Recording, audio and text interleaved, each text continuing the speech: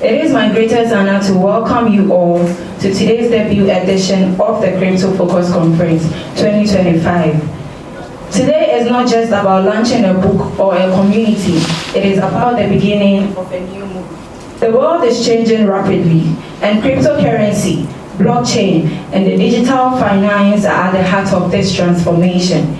Yet for many, this space still feels complicated, distant, or even unsafe. This is why Crypto Focus was born, to educate, to empower, and to create awareness. Our vision is simple but powerful: to make knowledge about crypto accessible to everyone, to protect people from scams, and to build a community that doesn't just talk about financial freedom, but actively works towards it. As we officially launch the Crypto Focus book and the Crypto Focus community today, I want each of you to see yourself not just as participants, but as pioneers of change. Together we are shaping the future of finance, one person, one conversation, one breakthrough at a time. Thank you all for being here. Thank you for believing in the vision, and thank you for choosing to be part of history in the making. Welcome once again to Crypto Focus Conference 2025. Let's learn, share, and build the future together. Thank you very much.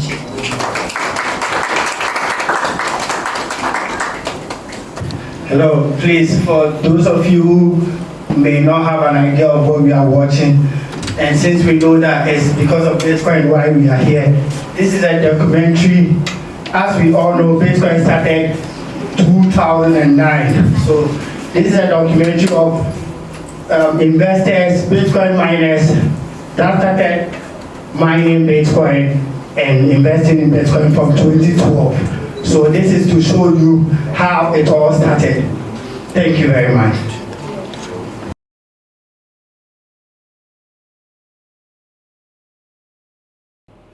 I am going to go right into my presentation. I'll be brief.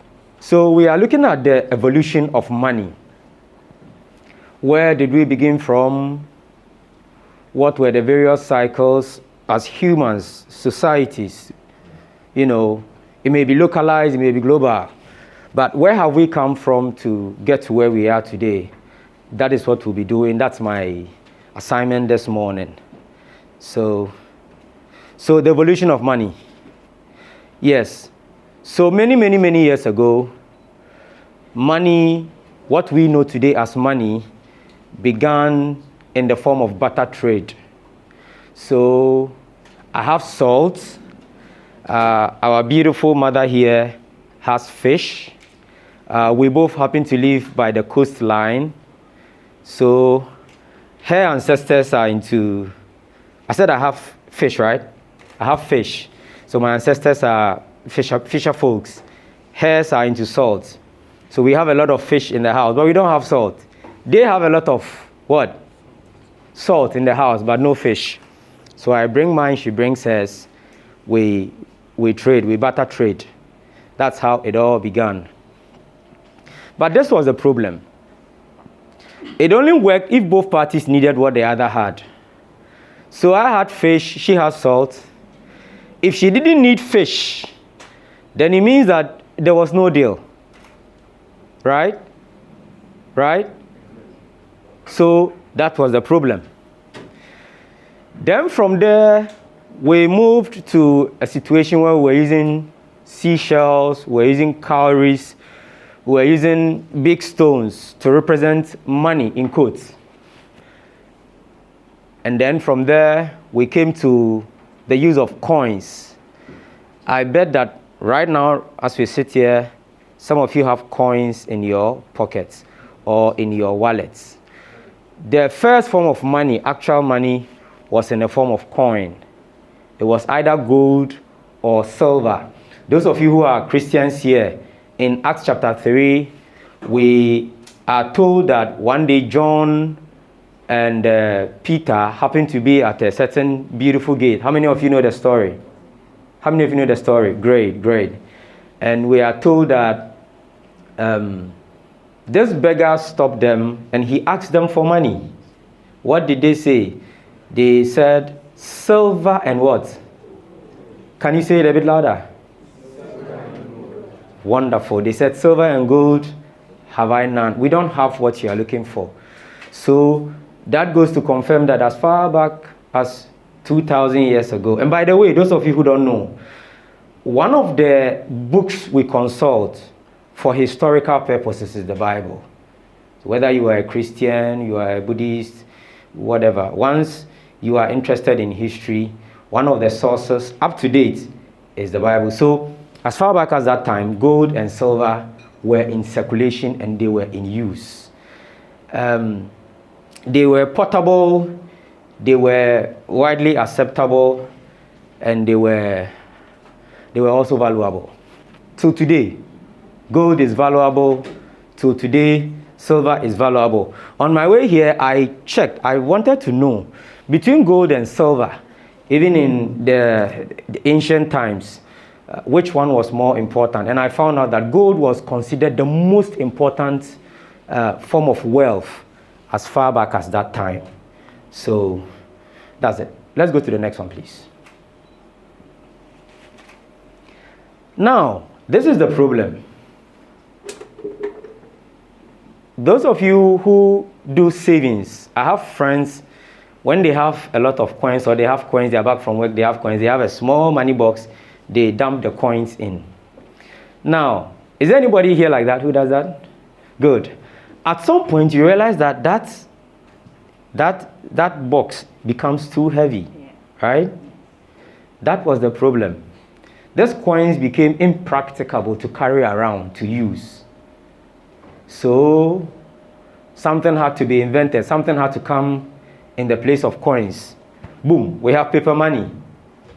So, paper money came to replace the coins that we all were using, or our forefathers were using.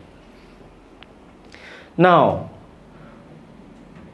paper money meant that there had to be banks, institutions that would manage the money, that would give out loans, that would control how we assess money and how we save and how we use money. And so banks were born. Now, the word bank comes from originally a German word, and then it was adopted into the Italian literature. Okay, now it's basically in Italy it means table or bench. In Germany it meant bench or counter. So basically the same thing. So you notice that even in our banks today they still use counter, right? They still use the word counter, right? Or they still use the word counter, yes.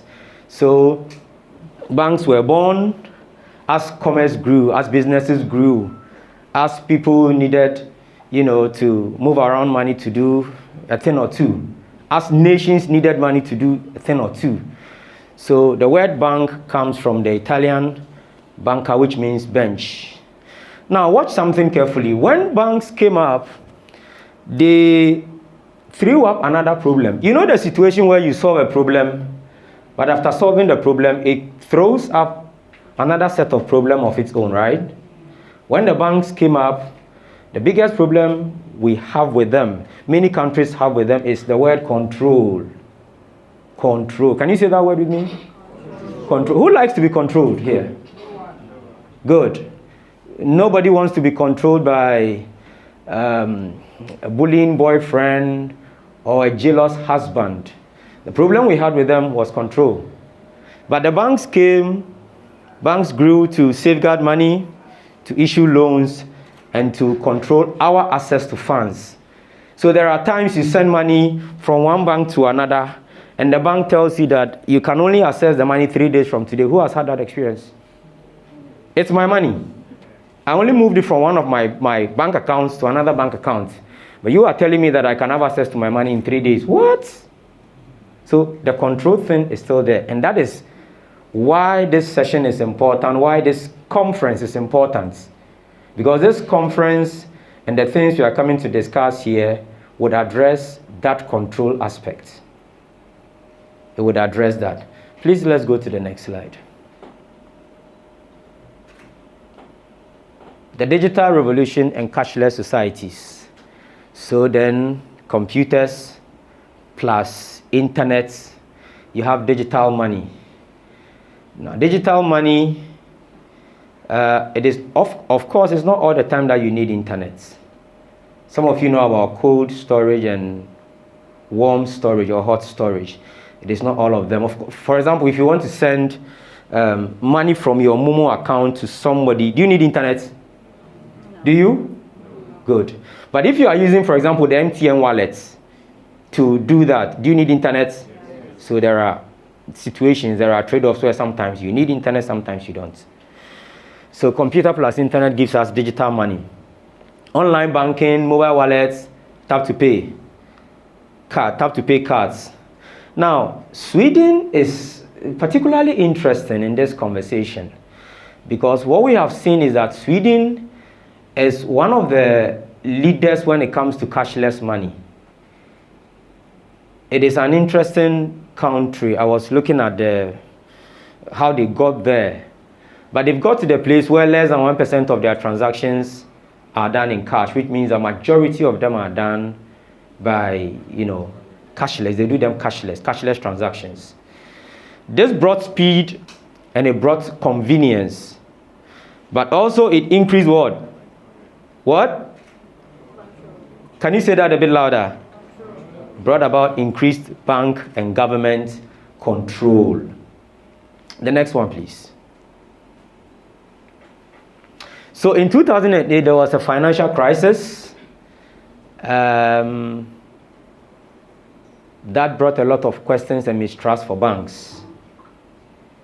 If you notice, the paper money that we use, which we call fiat because it is the trust we have all come together to trust and agree that 20 Ghana cedis note actually carries that value. Right? It actually carries that value. So it is the trust. Once trust went down in 2008, the next thing people started asking was, so maybe this thing is not worth it. There has to be another way. Fortunately, there was. So in 2009, Bitcoin was born by a man or a woman or a child, because we don't know who he is or she is, called Satoshi Nakamoto. Bitcoin was not just a currency, but it was a movement.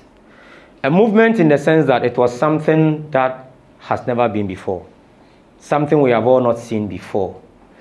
These are a few of its characteristics. It was peer-to-peer. You didn't need a bank to transact in Bitcoin.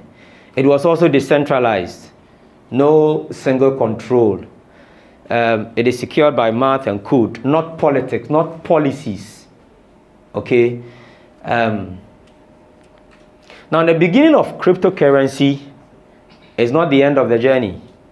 Just as many years ago, we were trading, we were using cowries, and we have Bitcoin.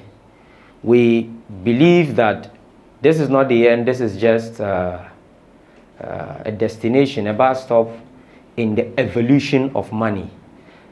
So beginning of cryptocurrency is the next chapter in money's evolution. The other speakers will throw more light on some of the things that I raised. Thank you so much. Thank you for listening.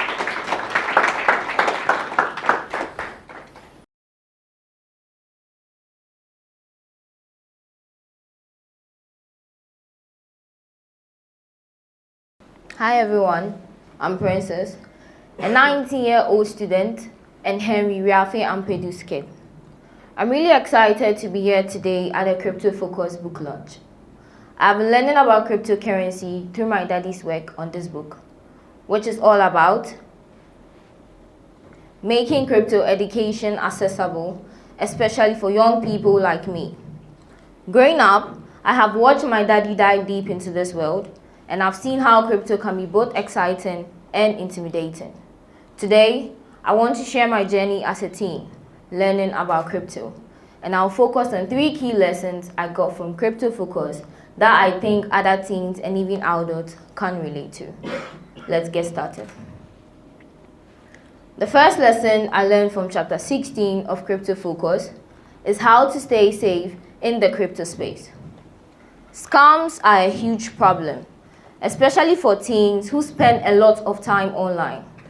I remember seeing a Bitcoin giveaway ad on Instagram that promised to double my money if I sent some Bitcoin first. It sounded so tempting, but after reading chapter 16, I realized it was a classic scam tactic called a giveaway scam. The book says, scams are serious. Don't ignore red flags, like promises of easy money or urgent deadlines. Let me ask you, how many of you have seen a crypto ad on social media? I bet those look sketchy, right? For my generation, who is always on platforms like Instagram and TikTok, this chapter is a lifesaver. It taught me to double check everything and never share my private keys, no matter how good the deal may seem. The second lesson I learned from chapter 22 is the power of a trading mindset. As a teen, I am constantly bombarded with hype on social media. I have watched TikTok videos where people say a coin is going to moon, skyrocket in price. And I felt this urge to jump in because of FOMO, or fear of missing out. Chapter 22 explains how emotional triggers like FOMO can lead to risky trades, especially for beginners. The book's advice is clear. Think logically, not emotionally. For example, I have learned to ask questions like, does this coin have real value or is it just hype? Instead of just following the crowd. This lesson really hit home because teens often act on impulse. We see something trending and we want to be part of it. But Crypto Focus showed me how to take a step back, do my research, and make smarter decisions, which is so important when dealing with something as volatile as crypto. The third lesson I learned from chapter 15 is how crypto can shape the future of my generation. The book talks about future trends, like new career opportunities in Web3 and DeFi, which I found really inspiring. As a 19-year-old thinking about college and what I want to do, I can see myself exploring jobs in blockchain development or even starting a crypto-related business someday. One thing that really excited me was the idea of combining AI and blockchain. Imagine using AI to predict market trends or secure transactions. Chapter 15 says, crypto isn't just for adults, it's for us too. And that made me realize this space isn't just for experienced investors. Teens can get involved, learn, and even lead in this industry. I also learned about how crypto is changing things, like gaming and digital ownership with NFTs, which are really huge among my friends. This chapter gives me a sense of possibility that I can also become part of crypto's future and not just a bystander. To wrap up, Crypto Focus has taught me so much as a 19-year-old. I learned how to stay safe by spotting scams, think smart by managing my emotions while trading, and see the amazing future crypto holds for my generation.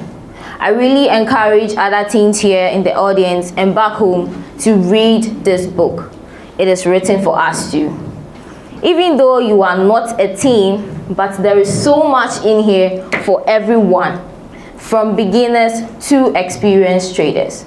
I am so proud to be part of this book launch today and to share my perspective as the author's child.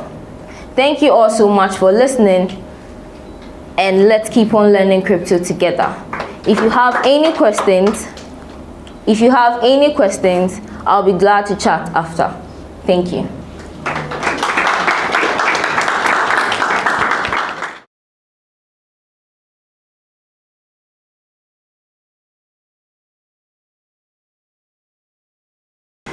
Okay, so today I'll be focusing on two points. Okay, the first one will be the factors that affect the price of cryptocurrency. Okay, and the second one would be how to analyze a cryptocurrency.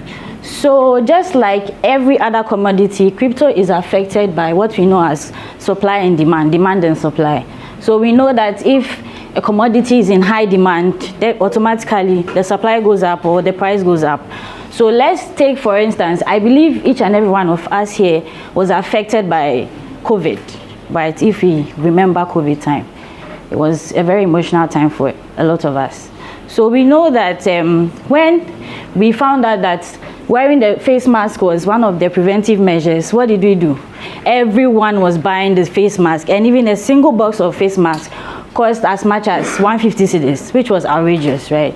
So that's exactly what happens with crypto. If a lot of people uses it, sorry, okay. Hello, can you hear me? Oh. So if a lot of people use it for transaction, automatically the price will go up.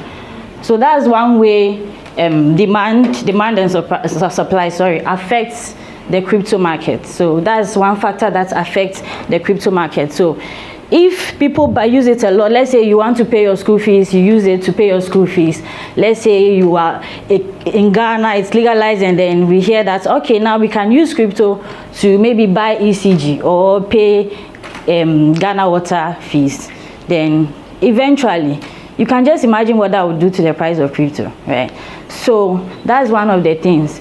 And please, the next slide.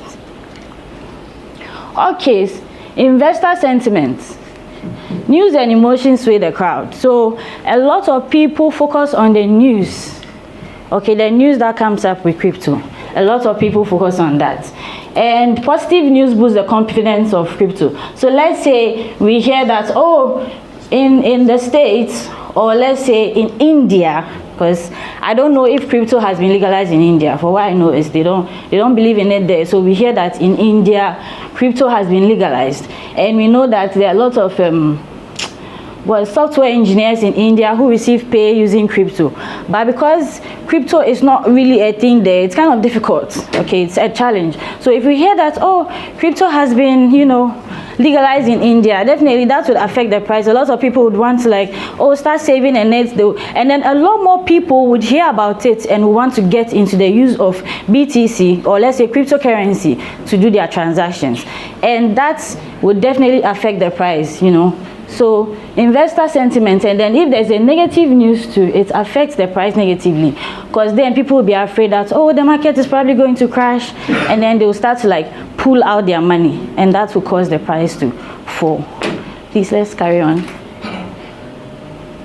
Okay, utility and adoption. So with this, I'm going to use the mobile money to explain it. All right, so mobile money was brought to us by let's say, okay, I'll just use MTN.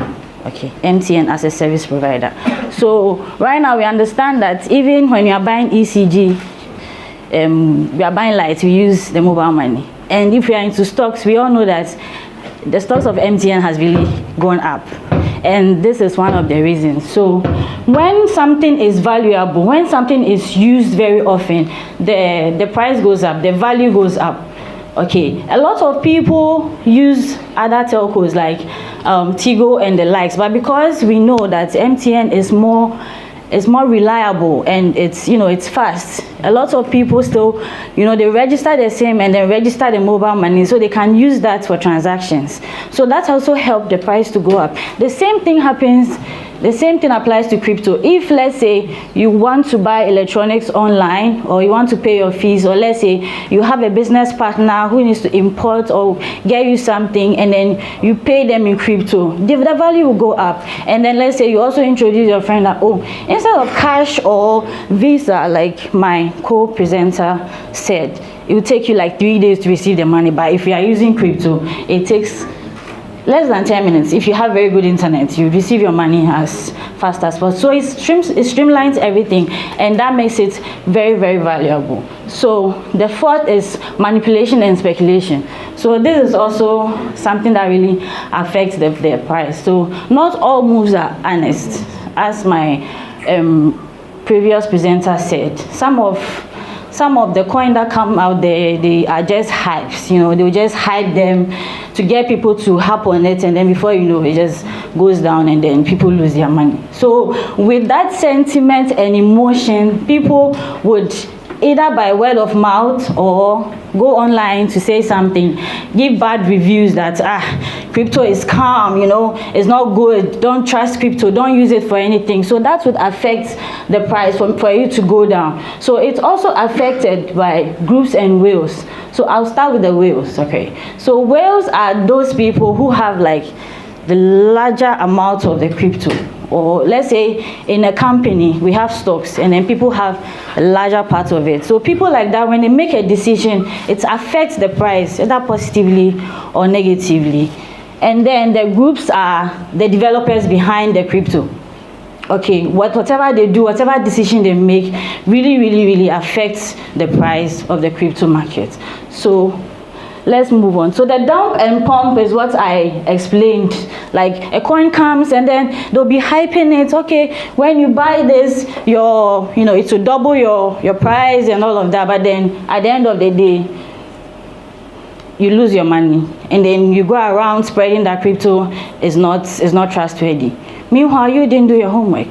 You get it? So now external events and regulations. So let's say that we've heard that there's been a regulation, like a government has brought tax, you know, its own tax one way or the other on let's say a cryptocurrency. Other countries will also panic that if one country has started it, then definitely it will get to our country and then maybe it will become a challenge to use it. So that will also affect the price. But then what do you know about crypto?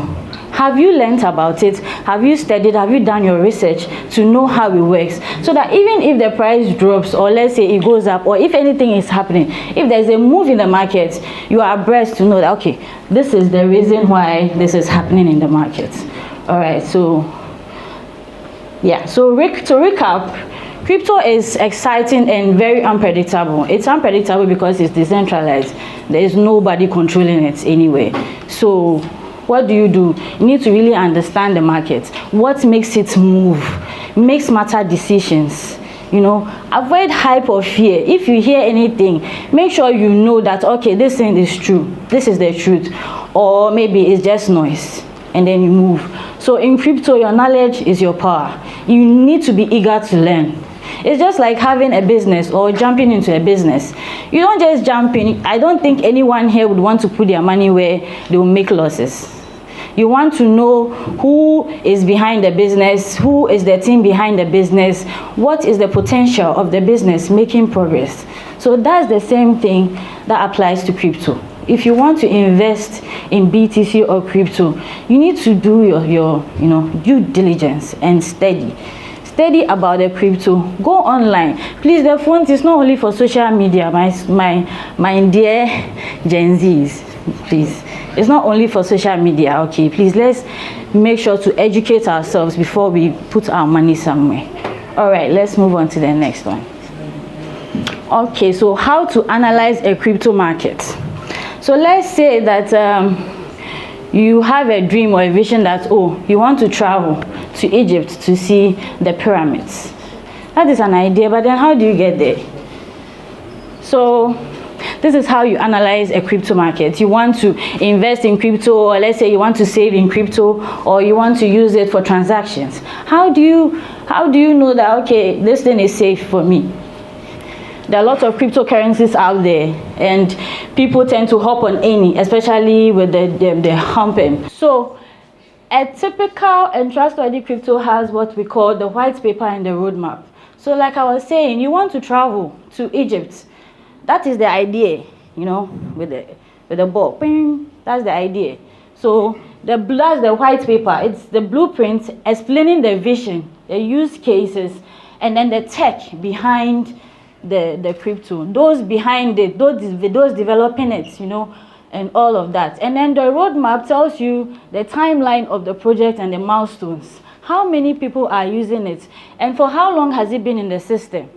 How long has it been in the system? How many people are using it? Does it look like it has, it has a future? And is there a plan to show that, okay, in the next 5 or 10 years, this is where this coin is going to be, or this is what we are aspiring to do? So this is one of the very basic ways to check if a coin is worth investing in or if it's worth using. So please, let's move on. Okay, tokenomics and utility. So tokenomics is token plus economics put together. So tokenomics tells us about the economics behind the use of crypto.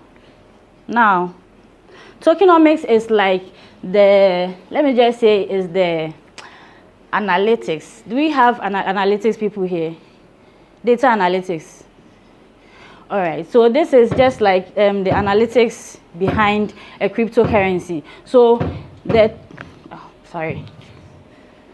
So it tells us how the crypto is created and how much is being used, either for transaction or how much is being bought at a particular time. So that's what the tokenomics. So every typical crypto that works has a list of this: the utility, total supply, circulating supply, allocation, and utility. So everything I've said here is broken down in the book. So please, I would emphasize that we all get the book, and get one for a loved one.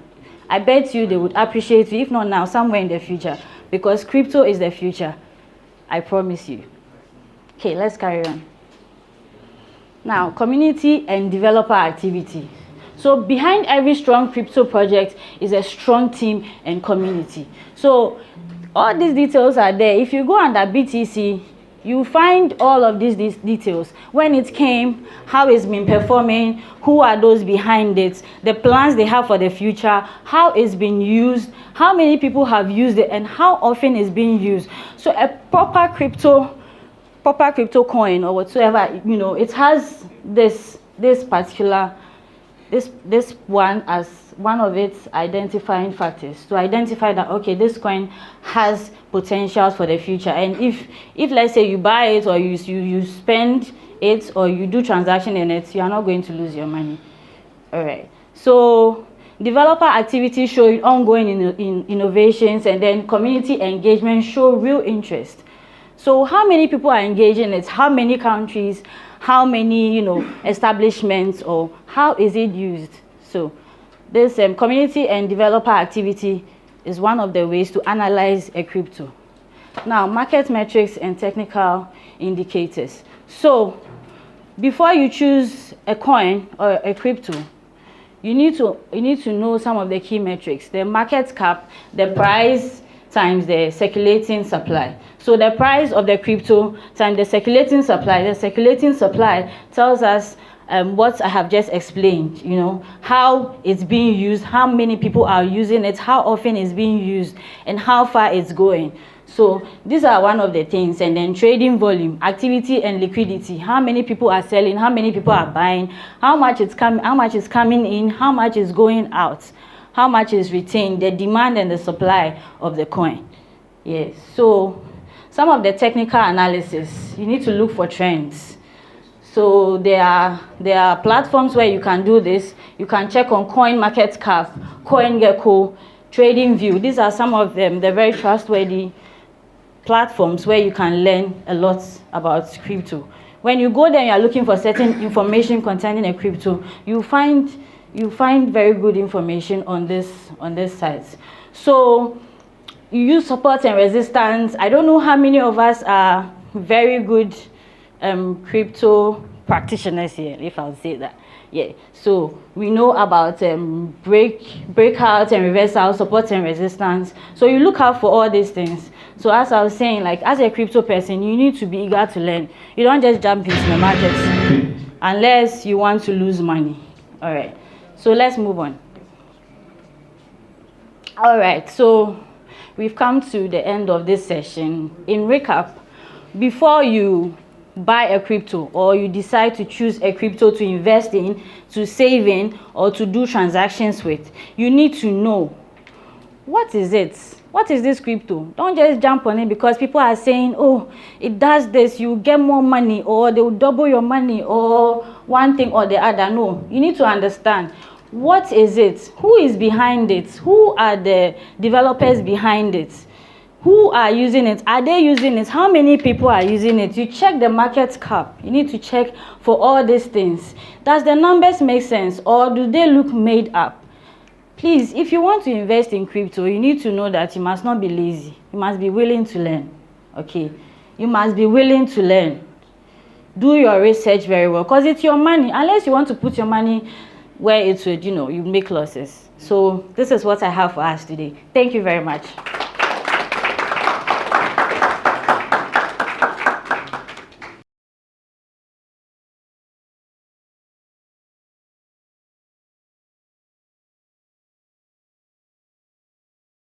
Please, are there any newbies here? Anyone who knows nothing about crypto here? Okay, I feel here. Okay, so I'll select 10 people here and get you a book. That's from Hopio. Yes. Because education is very important in cryptocurrency. Education is really, really important. And some years ago, you couldn't get any material anywhere to learn about crypto. You'll be just going here, you come here, go here, you come here. But now, Crypto Focus is doing something great, really, really great. Last time we had a conversation with the team and we were like, do you know what you guys are really going into? They were like, yes, they are ready. That's when I knew that these guys are going to go places. It's not an easy task, guys. Crypto Focus, just keep it on. So I want to start with cryptocurrency. They've said a lot about cryptocurrency from the evolution of money and all. So I'm just going to, hit on some points and go for it. So cryptocurrency is a digital money secured on the cryptography and recorded on a blockchain. It's basically digital money recorded on a blockchain. When we talk about blockchain, it's like the real particle of it is, you see when they are building, there is a block, and next to a block, there is a block. But between the blocks, they put some cement between the blocks. A mortar, yes. So with that, it links to the next chain, the next block. That is blockchain. Then it keeps going. That's the basic understanding of blockchain. And crypto is the digital money on the blockchain. There are importance of blockchain where I'll hit on it. Please, can you go back to the slide, the first slide. So there are some examples of cryptocurrency. That's where you see Bitcoin, Ethereum, and stablecoins. So Bitcoin is a store of value. You've heard that some years ago, someone said he invested in Bitcoin around $1,000, and now it's around $115,000. It's a store of value. Some years ago, when Bitcoin came in 2009, the price of gold was around $1,400 and BTC was 0. But now the price of gold last week went to an all-time high. It's around $3,600 and the price of Bitcoin is around $115,000. See the difference. I'm not saying gold is not a good investment, but from 0 to 115 and from the same span from $1,400 to $3,600. See the difference. Which one will you invest in? That's a question to you. So the next one is Ethereum. Ethereum is like a digital, the smart contract is a digital agreement. So we can go, okay, you and I, let's go on agreement that, okay, when we meet this demand, the blockchain will automatically release. Let's say we are going on a bet, like, okay, we are betting on one CD, or we are doing something that we put money on it. That when we meet this demand, the smart contract will easily release the funds to whoever wins. That's smart contract. It's a digital agreement. Then we go to stable coins. That's stable. Some people are afraid to invest in crypto, in Bitcoin because of the price volatility. So they just go into stable coins. So let's say you see how the CD is going up and down.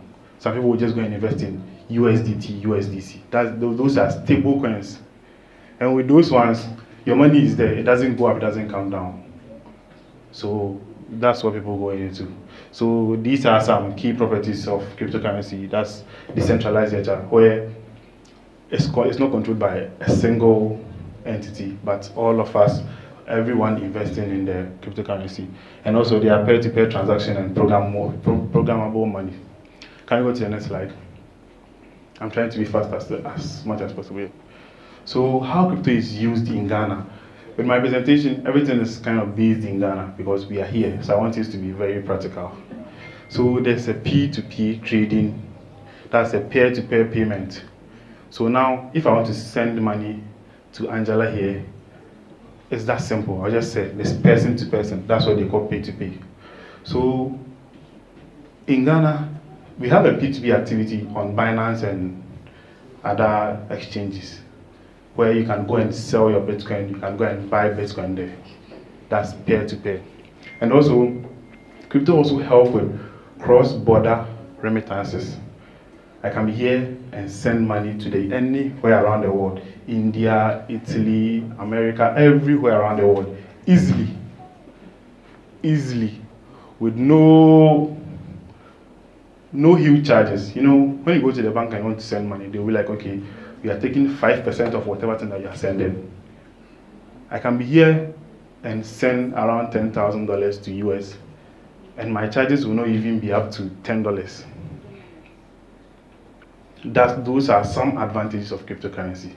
Yes. And also access to DeFi services. You know, there are a lot of, in detail, there are some cryptocurrencies who do lending, staking and borrowing. I've been a victim of that before. I placed my money, I did a collateral where I placed some money there that, okay, I didn't want to just sell my cryptocurrency. So I went to put the money there that, okay, I want to put my money there and I took some loan there. And the sad thing is the value of that, my token really dropped and I lost all those money. There are advantages of cryptocurrency. We are here talking about the advantages, but there are a lot of disadvantages which can make you cry. So you need to really be prepared when you want to go into cryptocurrency. It's not that easy, to be honest. Sometimes people come, I want to learn cryptocurrency. It's not really easy. Please be mentally well before you really get into it. That's the truth. And 3 million Ghanaians use Bitcoin and crypto, even without it being accepted.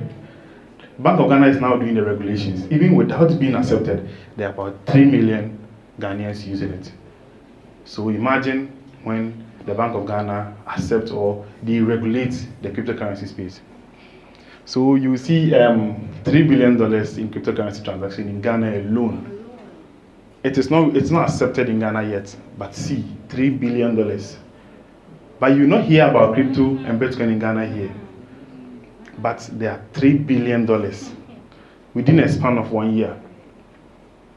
There's a lot of money in this space. Get into it. So can I get into the next slide? So these are the positive factors boosting the Ghana adoption in cryptocurrency space. The remittance.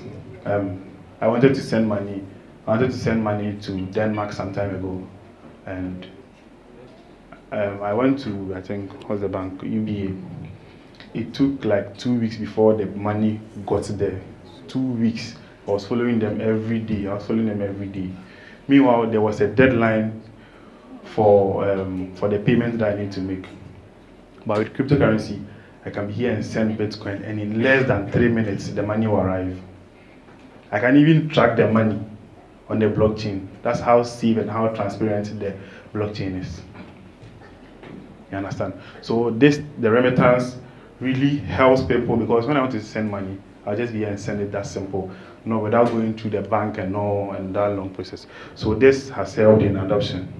And also the youth and mobile first user. Now it's really simple. Almost everyone has a smartphone. So that has really helped in the adoption of crypto, because I can just be on my phone and just do transaction and just learn how to trade and do everything on my phone that easily. And also growing fintech integrations. Some time ago, you couldn't, Binance and mobile money there was no interaction, there was no integration yet. But now integrations are going on. There are a lot of even projects in Ghana here, like Crypto Momo. I don't know if you've heard about it. You guys can go and check about it. You can just click on some short code on your phone, then you just send Bitcoin to anyone's number or like just sending a text message to someone. That's what they're integrating now. So this has really helped. And also, regulatory momentum. The Bank of Ghana at the moment, they are in talks with players, the crypto people in Ghana here, trying to regulate the cryptocurrency space in Ghana here. The next slide, please. And also, these are the negative things slowing the adoptions. Scams. Crypto is not a scam. People are using the idea of crypto to scam people. When I want to scam you, I will not tell you to send money from your mobile money to my mobile money, because now your Ghana card, everything is linked, so you can be caught easily. But when I tell you to send money from Bitcoin to my Bitcoin, I don't know you. I don't know the person behind the address. So they use the idea of cryptocurrency to scam people, but crypto is not a scam. And there's this thing called a rug pull. I think Angela talked about meme coins. Meme coins, sometimes Angela said she was referring how you need to do your own research before you get into all those things. Someone can do meme coins and make a lot of money. It's a high risk game, 99% risk. You can go and put your money there, and the next moment, you'll not find anything. I've been a victim of that. Still today, I still do it because I'm really into it. I want generational money. So you go and put some money that you think that, okay, this money, if it gets lost, you don't mind. You understand? So sometimes you go and put, let's say, $100 just as a test. Because those meme coins, you can go and put $100 there, and in the next moment, you don't know what can happen. You can boost to around 20,000, 30,000, 300, just huge money. You understand? So it takes a person who is a high risk taker to do that. But I wouldn't advise you guys to go into that. You will cry a lot. So volatility has also helped in the decline, because you hear that Bitcoin is going high, the next moment you hear Bitcoin is going low. You understand? Nobody wants the investment to go low. So I can go and invest in Bitcoin, and the next moment is going high. Maybe you can also go and invest, the next moment is going low. So you need to understand all those things before you get into cryptocurrency. And also platform and exchange failures. There have been a lot of platform failures in the cryptocurrency space, such as the FTX, the exchange collapse and all. It was very sad where people woke up the next moment, they lost all their money. Understand? If it was you, it's not an easy thing. And people are saying people are giving a whole lot of reasons that why it came up, but this has slowed the adoption of cryptocurrency, not just in Ghana, but in the whole world. And also limited formal banking. In our banking system, people are not, there is limited, now registration is even going on. I saw my man just come in here. I think he's part of the people engaging the Bank of Ghana in terms of how to regulate the cryptocurrency space here. Regulation is good in everywhere in the world. Sometimes they might regulate and say we should pay 5% tax of every transaction. It's not easy, because some time ago there was no charges and all. But we are in a country where we need to pay tax, so we need to accept all those realities. You understand? So when they regulate and they bring some whole lot of charges and all those things, please, we should understand and follow because they know what they are doing. In Bank of Ghana, they will say, don't regulate what you don't understand. That's why they are engaging industry players for them to finish the regulation. So we are waiting for them. They said September, but we are still waiting for them. Yes. So the next slide, please. So this is practical recommendations on how the space can be in Ghana here, and also strengthen rules. That's about the regulations.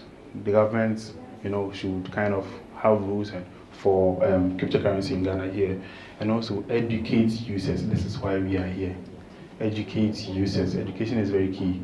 As I said some time ago, you wouldn't get a book, or there was no way, there was no even PDF on how to learn cryptocurrency.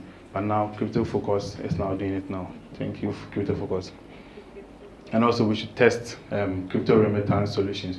We need to try, as I said, I did a transaction in the bank and it took 2 weeks before it got there. But I can do a transaction here in less than 5 minutes, the person can receive it. And also support local, the midterm, support local builders. Support local builders. Those people building the platform that we are going to use. We need to support our own. When you want to become a builder, you can go to IIHK or Satadenta. When you are here, if you are here, you want to be a builder, a developer builder, there are a lot of guys here. When you go to Adenta, they have a hub where they teach you from zero, from A to anywhere you want to get to. They will teach you how to build. There are a lot of projects here in Ghana too, like SEU, a lot of projects who are doing the builder. They are teaching people how to build on their blockchain and all. So you guys can take advantage of it. And also we should help grow talent and also help grow talent. Those are part of the builder phases. We should just support our own in terms of these pieces. We shouldn't be, divided. Someone will be doing this thing, someone will be doing this thing. Crypto Focus should be also collaborating with the IIHK. Those are the builders because they will build. But Crypto Focus will go and take that project to the people. That's how the collaboration should be. So we need to collaborate amongst ourselves. So the next slide, please. So this is a project called Hopium I want to introduce you guys to. Project Hopium. It's a Ghanaian-based project built by Seth Dodu. He's called Natin AMB. This is the utility behind the project. First utility is the real use testing behind every project. So first, the project is a staking platform. There are a lot of scams in there. Some time ago, there are a lot of scams where someone will just bring any project and be like, okay, come and gain 1% every day on it, and at the end of the day, you get rug pulled or you get scammed. But Hopium is going to bring a staking platform where you can come and put your money on the platform and gain some good APYs. When you talk about APYs, it's about percentage. So the same way that you go and put your money in a 6 months treasury bill, it's the same way. So you go and put your money in a treasury bill, and at the end of the month or at the end of you get like, let's say 15%. It's around 15 to 17. But Hopium will give you around 25% APY. That's how we give good APYs on our platforms. And also, we will put in other project pools. So let's say you build your project and you have a very good project. We do good audits. We go into the project. You come and put your pool on our platform. Then because we have more users on our platform, some of our users will also check into your project, then go and invest in the project. There's like kind of a builder phase 10. And also, talking about security, we will do quarterly audits, where every quarter we will do auditing on our blockchain to see how secure our platform is. And also, so you've seen that in terms of investment, let's say on a normal, you go and put your money in a bank. Then, if you are doing an investment, for 6 months, you're not going to go to the bank because you have your money there. It's there. You're just waiting for your percentage or your profits. So on the platforms, we see it. Maybe we are thinking it will be kind of boring because I'll just go and put my money there, and I'll not even visit there because till my APY is up. So we built an in-house game on our platform. That's called a GameFi. I think one of the speakers talk about GameFi is a part of crypto where you can go and play a player-to-player, player versus computer on the platform. So we have 3 games on the platform. That's a coin flip, where there's a 50-50 chance, coin flip like this. Then you can play with it. So you put your HPM. You're going to use HPM on the platform. Same way on, let's say, Betway or SportyBet that you use Ghana cedis on the platform. So you're going to use HPM to play the games and all. So the next slide. And also, these are some of the benefits you're going to get when you invest in Hopium or you stake in Hopium. So we are currently on a pre-sale where the minimum stake is around $40, 40 USDC. Where at the end of the year, you're going to get 25% on the. So we are going for a 2-year stake. The reason why you're going for a 2-year stake is because we want sustainability on our platform. We don't want a situation whereby people, you go and buy, people will sell their tokens, immediately they get their tokens. You understand? On launch date, people really sell. It's hard for people to buy. So we are going into 2 years, so we don't want any rug pull on our platform. So it was really a hard decision because it's not really common the cryptocurrency, but we had to take the good step for the betterment of our users. These are some other amounts you can stake on our platform. That's around $500, and also we have $1,000, $10,000. We have a $30,000 to so our target raise is around $6 million before we launch, and people will be like, $6 million? Are you guys for real? This is so normal in the cryptocurrency space. Thank you. The next slide. So let me talk about this. This is going to give you guys a lot of money. So this is Hopathon. When we talk about Hopathon, it's Hopium airdrop. Hopium airdrop. So we've allocated 5% of our total supply to airdrop. 5% of our total supply to airdrop. So let's do a quick math. We are looking at listing our coin around 0.03. That's the listing price. So 0.03 times 5% of the total supply. How much is it going to be? Please, let's do this quick math.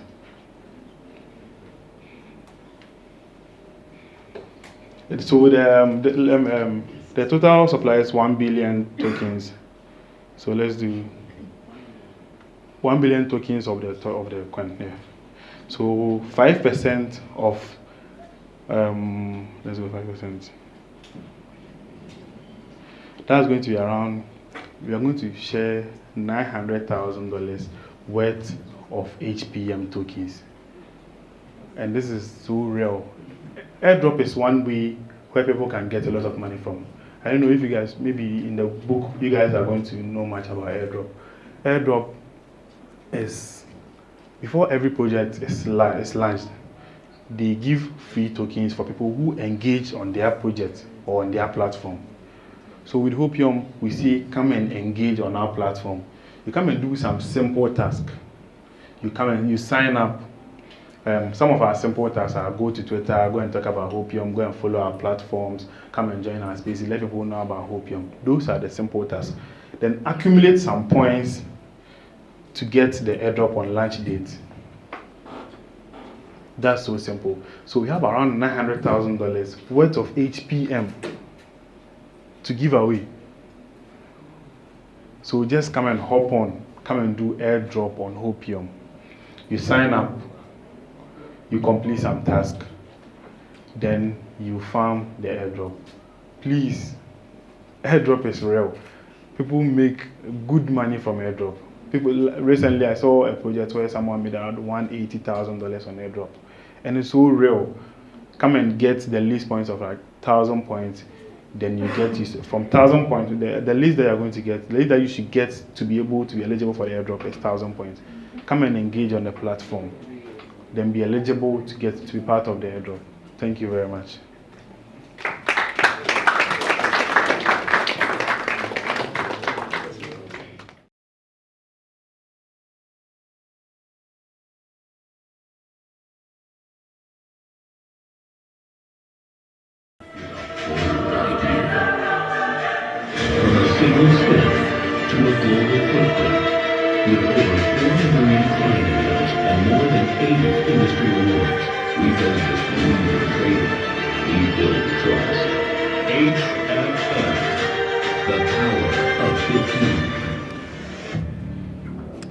So, hello, my name is Stefanos. I'm coming from Cyprus, obviously.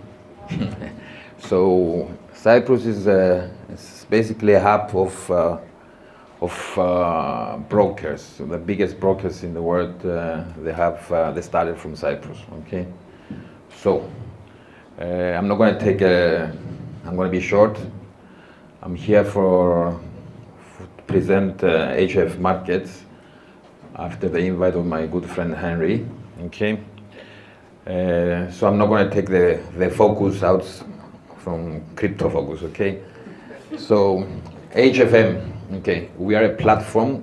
Okay, online trading. You can trade multiple assets in our platform. Okay, where you can trade from indices to stocks to forex, gold, petrol, oil, soya, whatever, crypto. Okay, but you have to understand that trading in our platform, we trade in CFDs. What CFDs means is contract for difference. So you don't hold the asset. So when you trade, let's say, gold against dollar, you don't hold the gold. You trade off the price. The price will always go two ways, either up or down. It depends. If you're long and it goes up, you receive profit. Okay, if it goes down, you lose your money. So, can we go to the next slide, please? Okay, next one, yeah. Multiple are winning more than 80 industry awards awarded to us during the 15 years of presence. Okay, I'm happy to say that HF Market is considered to be one of the top 5 brokers around the world.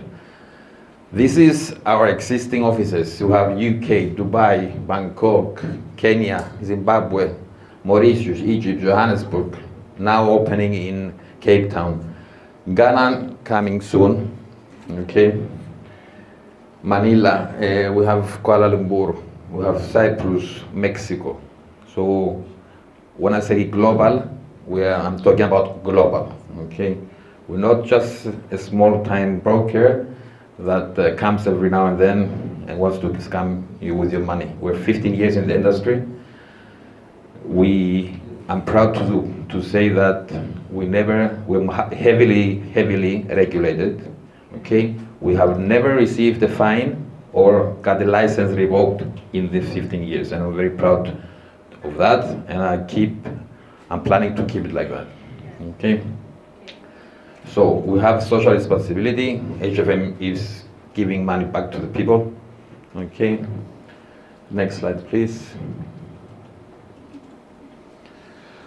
So, top advantages. I'm not going to bore you with all these the specific details of how to trade and what to do with the platform, but we have safe and secure trading.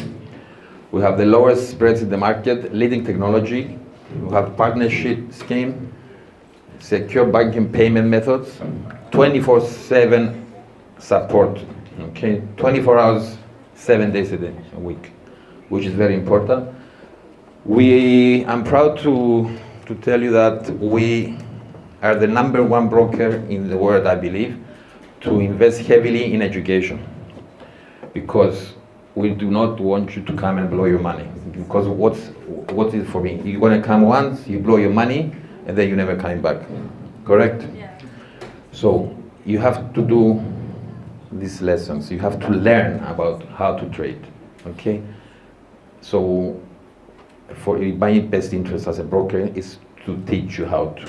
Okay? Because we want you to come back and back, you know? So ultra fast execution, 0 swaps, mobile app. We have a mobile app that you can trade from your mobile. Leverage up to 1 to 2,000. Very easy onboarding. Next.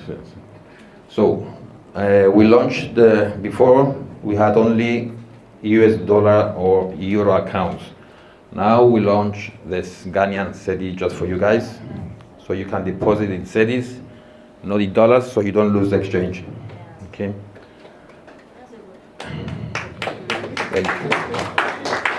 Next one, please. We have different programs. One of them is Refer a Friend. Maybe you heard about.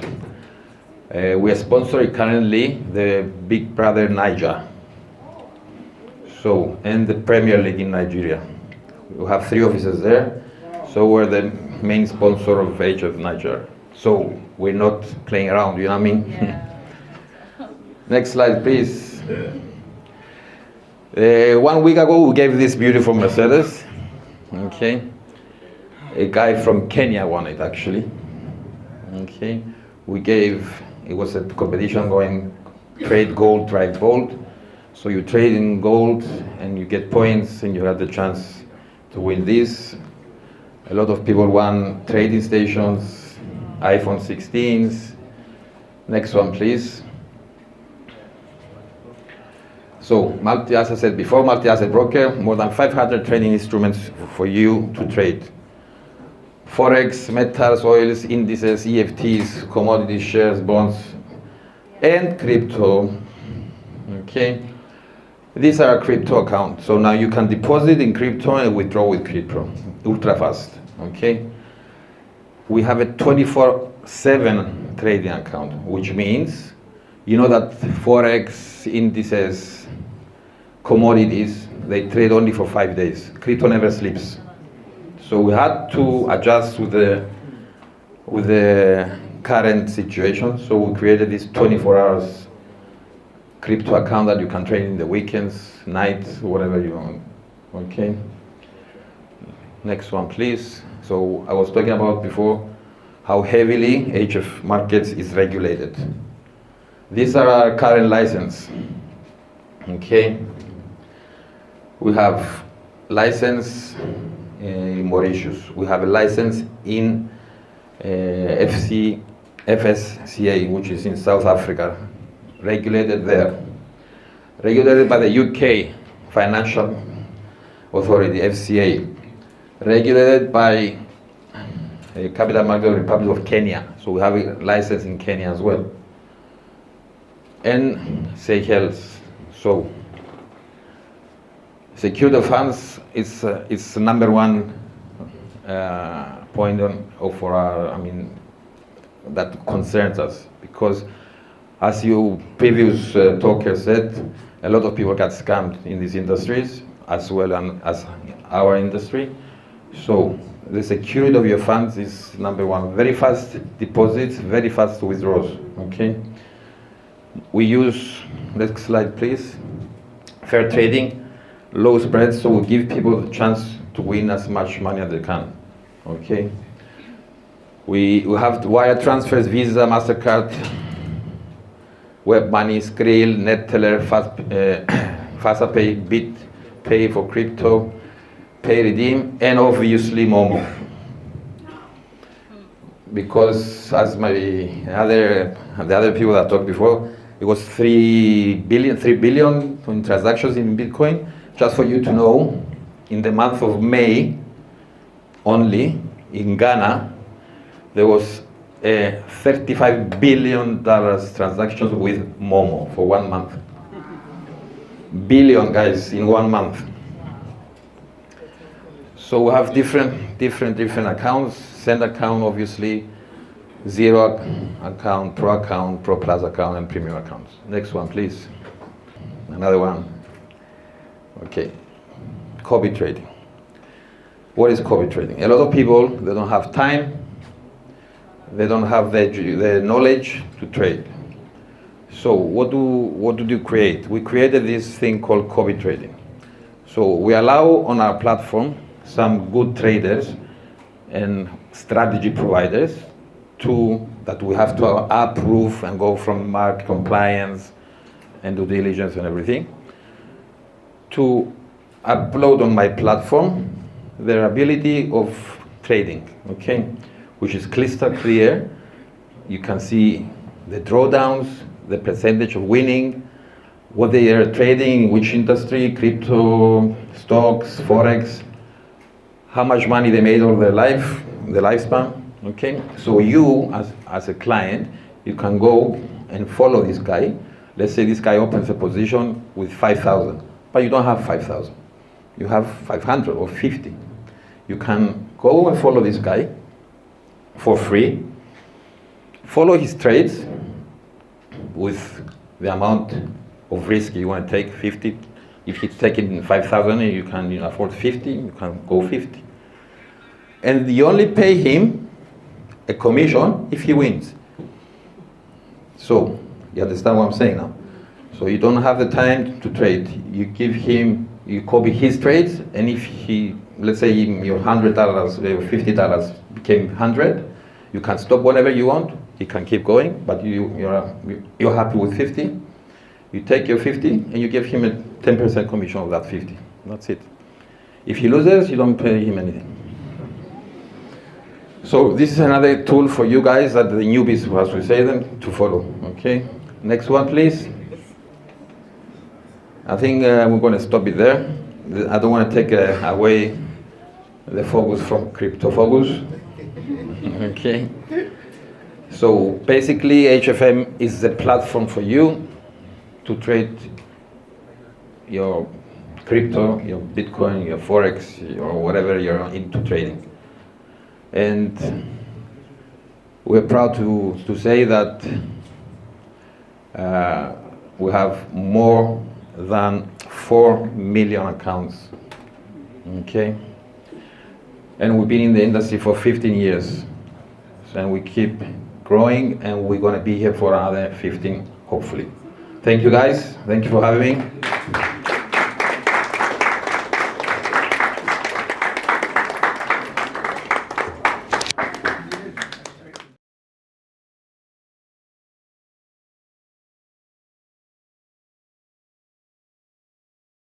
Yeah, I actually expected that. So in the Web3 space, Web3 is blockchain technology. In the Web3 space, we say GM. And GM doesn't mean good morning. It means get money. Exactly. So when I say GM, I'm not talking about good money. We don't care about that. We care about getting the money. So GM. Get money. Yeah, get money or GM. Thank you very much. That was just a simple icebreaker. Please, can you project the slide for me? So I wear many hats, but then I'll be wearing the technical one today. Instead of Crypto Investors Network Africa, I'm wearing Blockchain Builders Association of Ghana. And Hakim mentioned IR HQ. He mentioned that if you want to learn the technical aspects of the blockchain, learn about, go to IR HQ. So IR HQ in Ghana, I'm the hub manager and then the event lead. So anything IR HQ in Ghana, I actually lead that. So in case you are interested about the technical or the technology aspect of whatever we are doing, you can get in touch. Thank you. So we'll be looking at empowering Ghana's youth through blockchain. How can you unlock opportunities with the skills that you have? And how can we create a tech-savvy workforce so that at least you don't just trade crypto, you don't just get into the financial market, but if you have skills with the technical aspect of the technology, you can make money. So how many of us have heard about blockchain? I think he mentioned that. How many of us have heard about blockchain? Just raise your hand. So I'll try to make this very interactive. I'm not going to present. It's just going to be very interactive. Blockchain seems to be like a very distant idea, like a technology that's so out of the world. But then simply, when we talk about blockchain, what we are talking about is those in the banking sector, you know what a ledger is, right? A ledger, a book for recording transaction, debit and credit.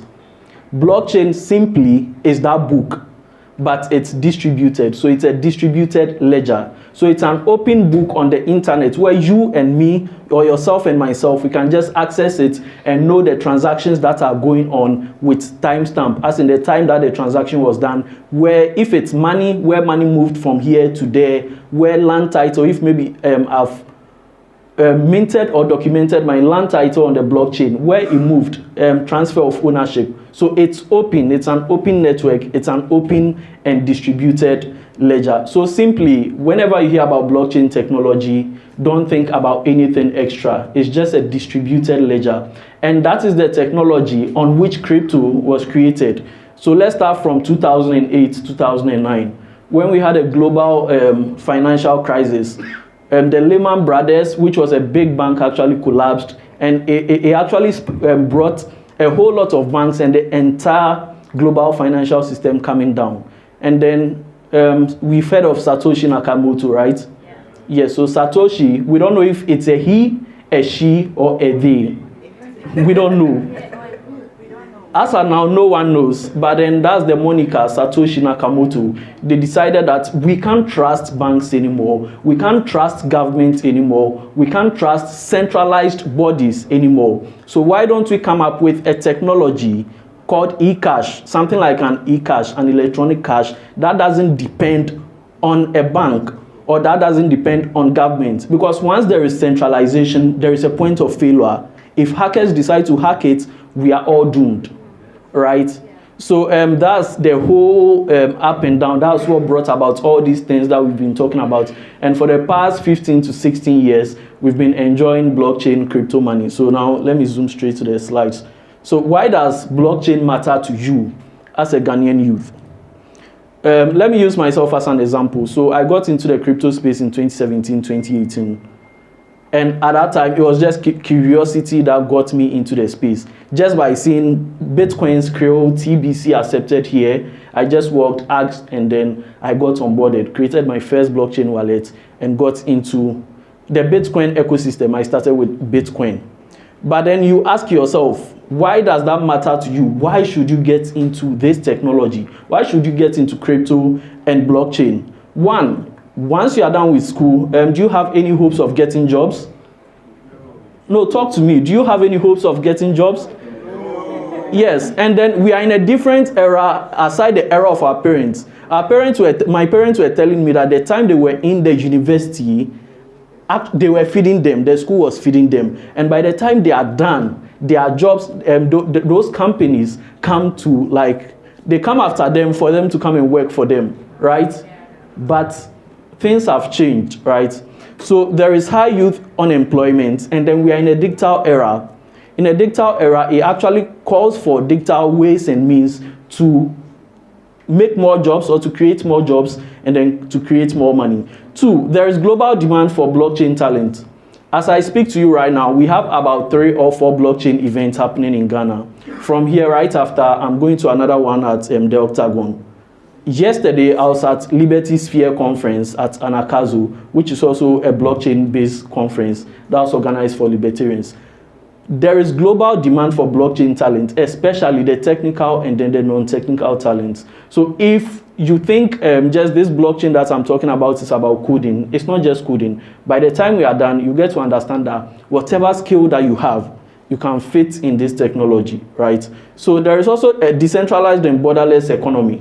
Now, you don't have to, as he mentioned, do not sit behind your desk wearing just your pants to actually be trading the market. You can sit in the comfort of your room, and then there are remote work opportunities everywhere. Everywhere. You go to Telegram, you go to LinkedIn, all these are there, and these are blockchain tech jobs. I have friends who are making $4,000, $5,000 per month doing blockchain jobs here in Ghana. So if you think blockchain is a far-fetched idea, no, we've been doing this for the past 6-7 years, right? And then people are actually making it here. Financial inclusion and entrepreneurship. The whole bedrock of Bitcoin, blockchain, and everything was to bank the unbanked and then the underbanked. So the unbanked are those people in the villages who do not have any access to the global financial system. So just with your phone and then an internet connection, you can create, in blockchain, if I have my wallet, I call it my own bank. So we say be your own bank. For me, is there any banker here? Okay, thank God.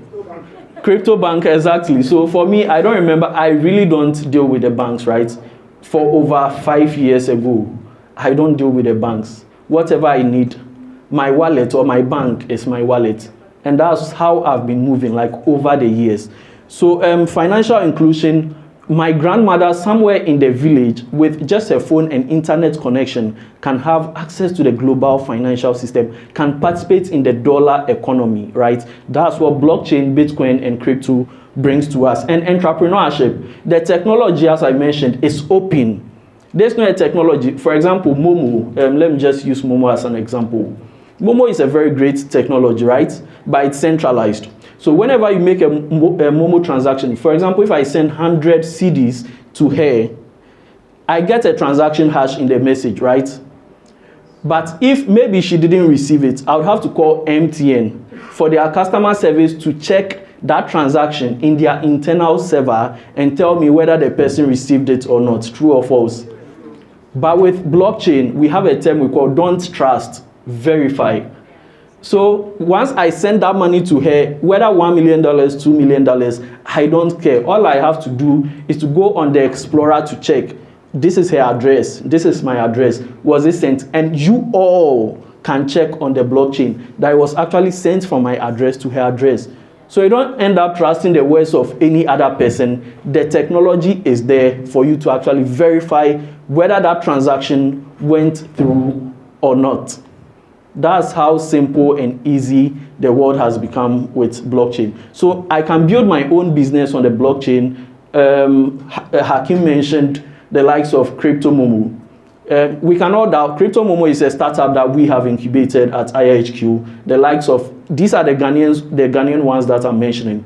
Crypto Momo, Socasm, Lenway, and then Fiat Send. All these are startups that are building on the blockchain. These people have created their own apps, their own solutions on the blockchain that people are using. So for example, Crypto Momo, I'm saying build, own, and scale businesses. You can dial star 928 star 170 hash. And for the mere fact that you have a mobile money number, you have access to a blockchain wallet. These are young Ghanaians who have thought about the technology. Okay, if Momo came and then it linked my wallet to my phone number, then I can actually link a blockchain wallet to the phone number. And I can send money from Ghana to Nigeria, everything. I can send my grandmother crypto while she's in the village, and she can send it back, or like vice versa, right? So there are startups. I'm not talking about the startups that we have from South Africa, from Nigeria, from Kenya, from Uganda, just Ghana. So this is to show you that it's possible to build and scale on the blockchain. So now what is Web3? I'm sure I didn't come early, pardon me, but I'm sure you've been taken through the concept of Web3. Web3 is simply blockchain technology. Web3, simply blockchain technology. So let me just take us through the iterations of the internet, how the evolution of the internet, how the internet has evolved over time. And this current Web3 that we are talking about, this blockchain technology that we are talking about, is another layer of the current internet that we are using. So for example, Web 1, those times when we were young, Facebook, you could only read people's posts, right? How many of us experienced that? Facebook, when it came fresh, it was just a static read-only pages. So that was Web 1. So you just scroll through, read, and then you can't reply. So I can see him or her post, and then, oh, wow, she's doing well. She has gotten a job, all this. But I can't maybe say congratulations and then the rest. That was the first iteration. Then came Web 2. So from 2000 to the 2020s, and still Web 2 is what we are using. So now information-centric and interactive. So now I can read and then I can write. I can see whatever has been posted or whatever has been sent. I can comment. I can do video calls. I can do all these things. This is what we call Web 2. And Web 2 is the current internet that we are using. Then Web 3, so Web 3.0. Currently, we even have up to Web 5. Who knows Jack Dorsey, the former founder of Twitter or X current? Yes. So Jack Dorsey was in Ghana, I think 2-3 years ago. Now he is focused on Web 5, while we are now hearing about Web 3. That's how fast, technology is evolving. So if we say, oh, we want to wait for government to come and do this, Charlie, 20 years, we'll still be stuck at where we are. So as technology is evolving, as young people as we are, we have to start moving at that speed, because we're already behind. We are like way behind. We are talking about this, and then there is a 13-year-old boy somewhere in the Philippines creating a meme coin, getting to $500 million, and then scamming people with this technology.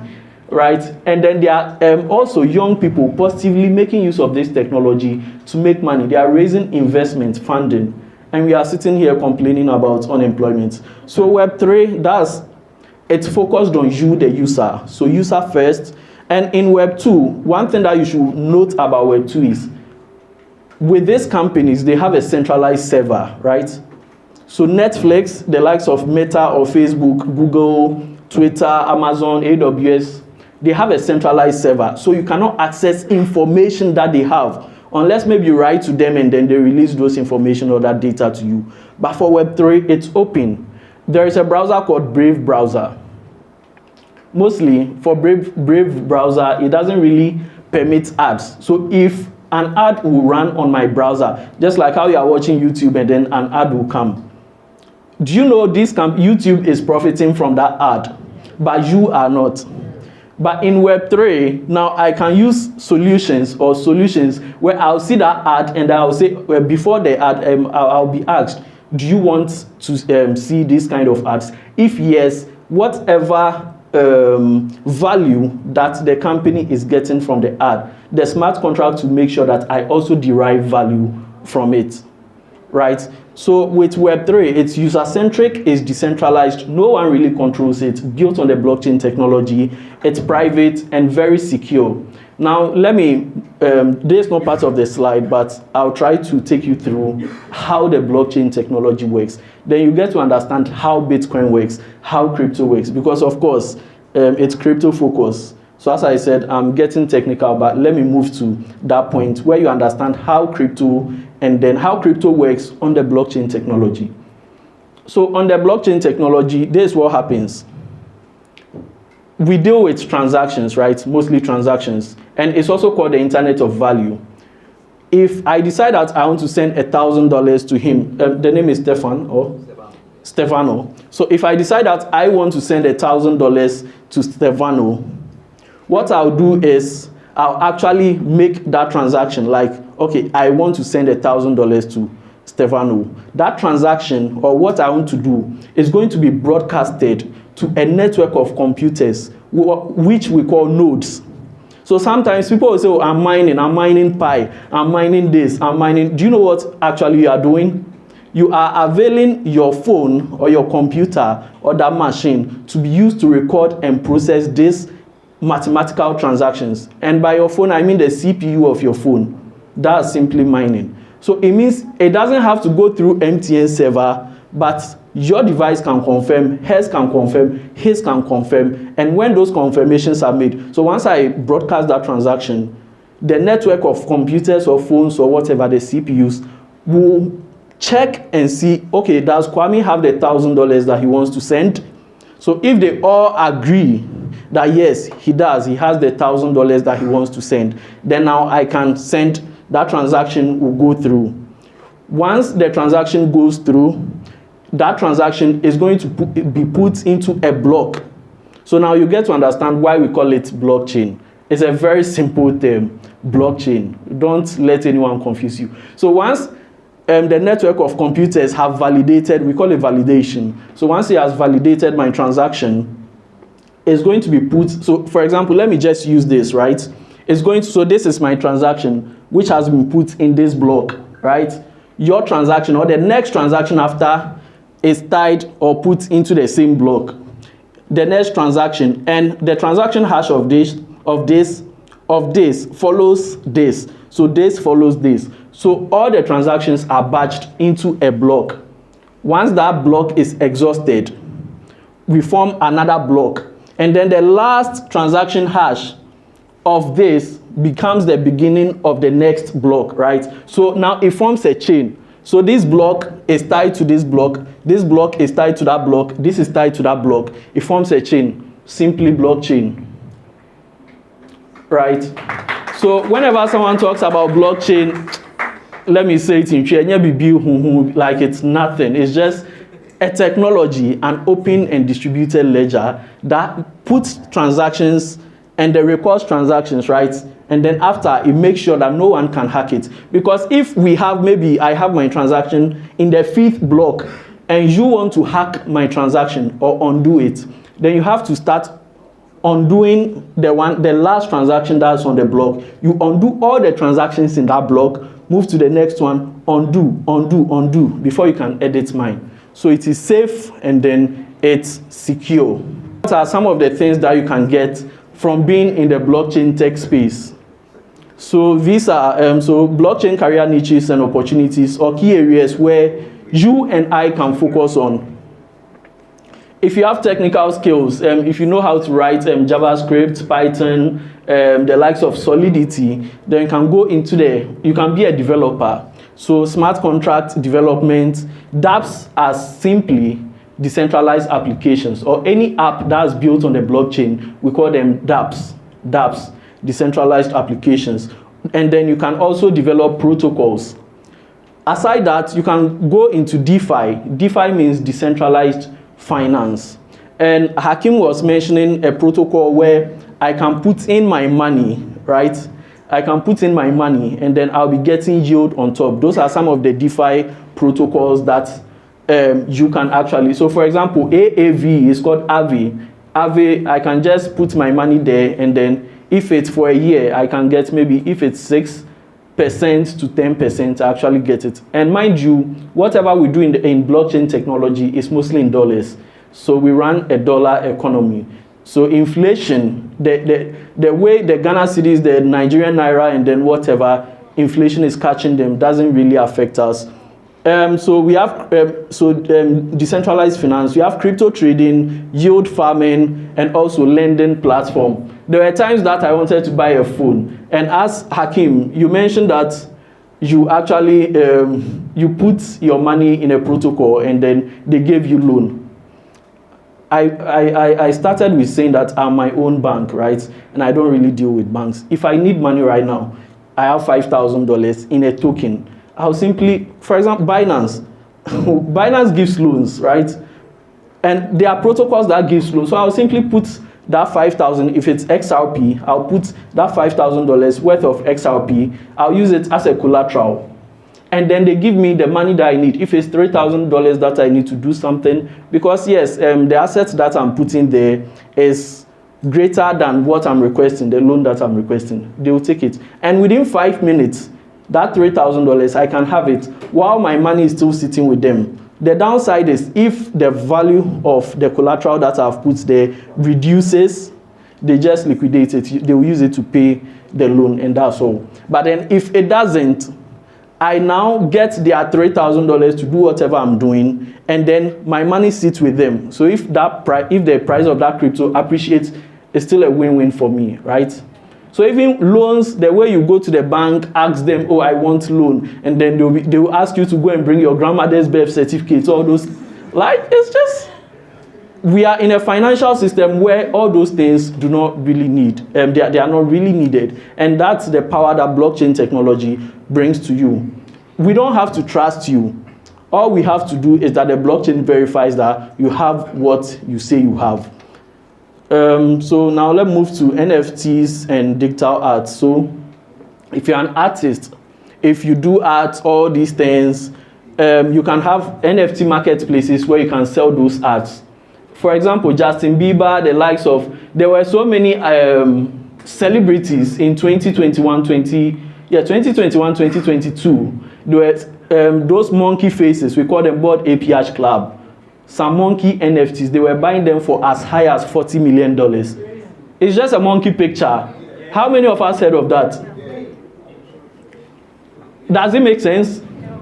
It doesn't make sense, but let me shock you. I was also in that same school of thought, that why would you buy just a monkey picture? Recently, Justin's son bought banana that they've sellotaped. He bought it for over $2 million or something.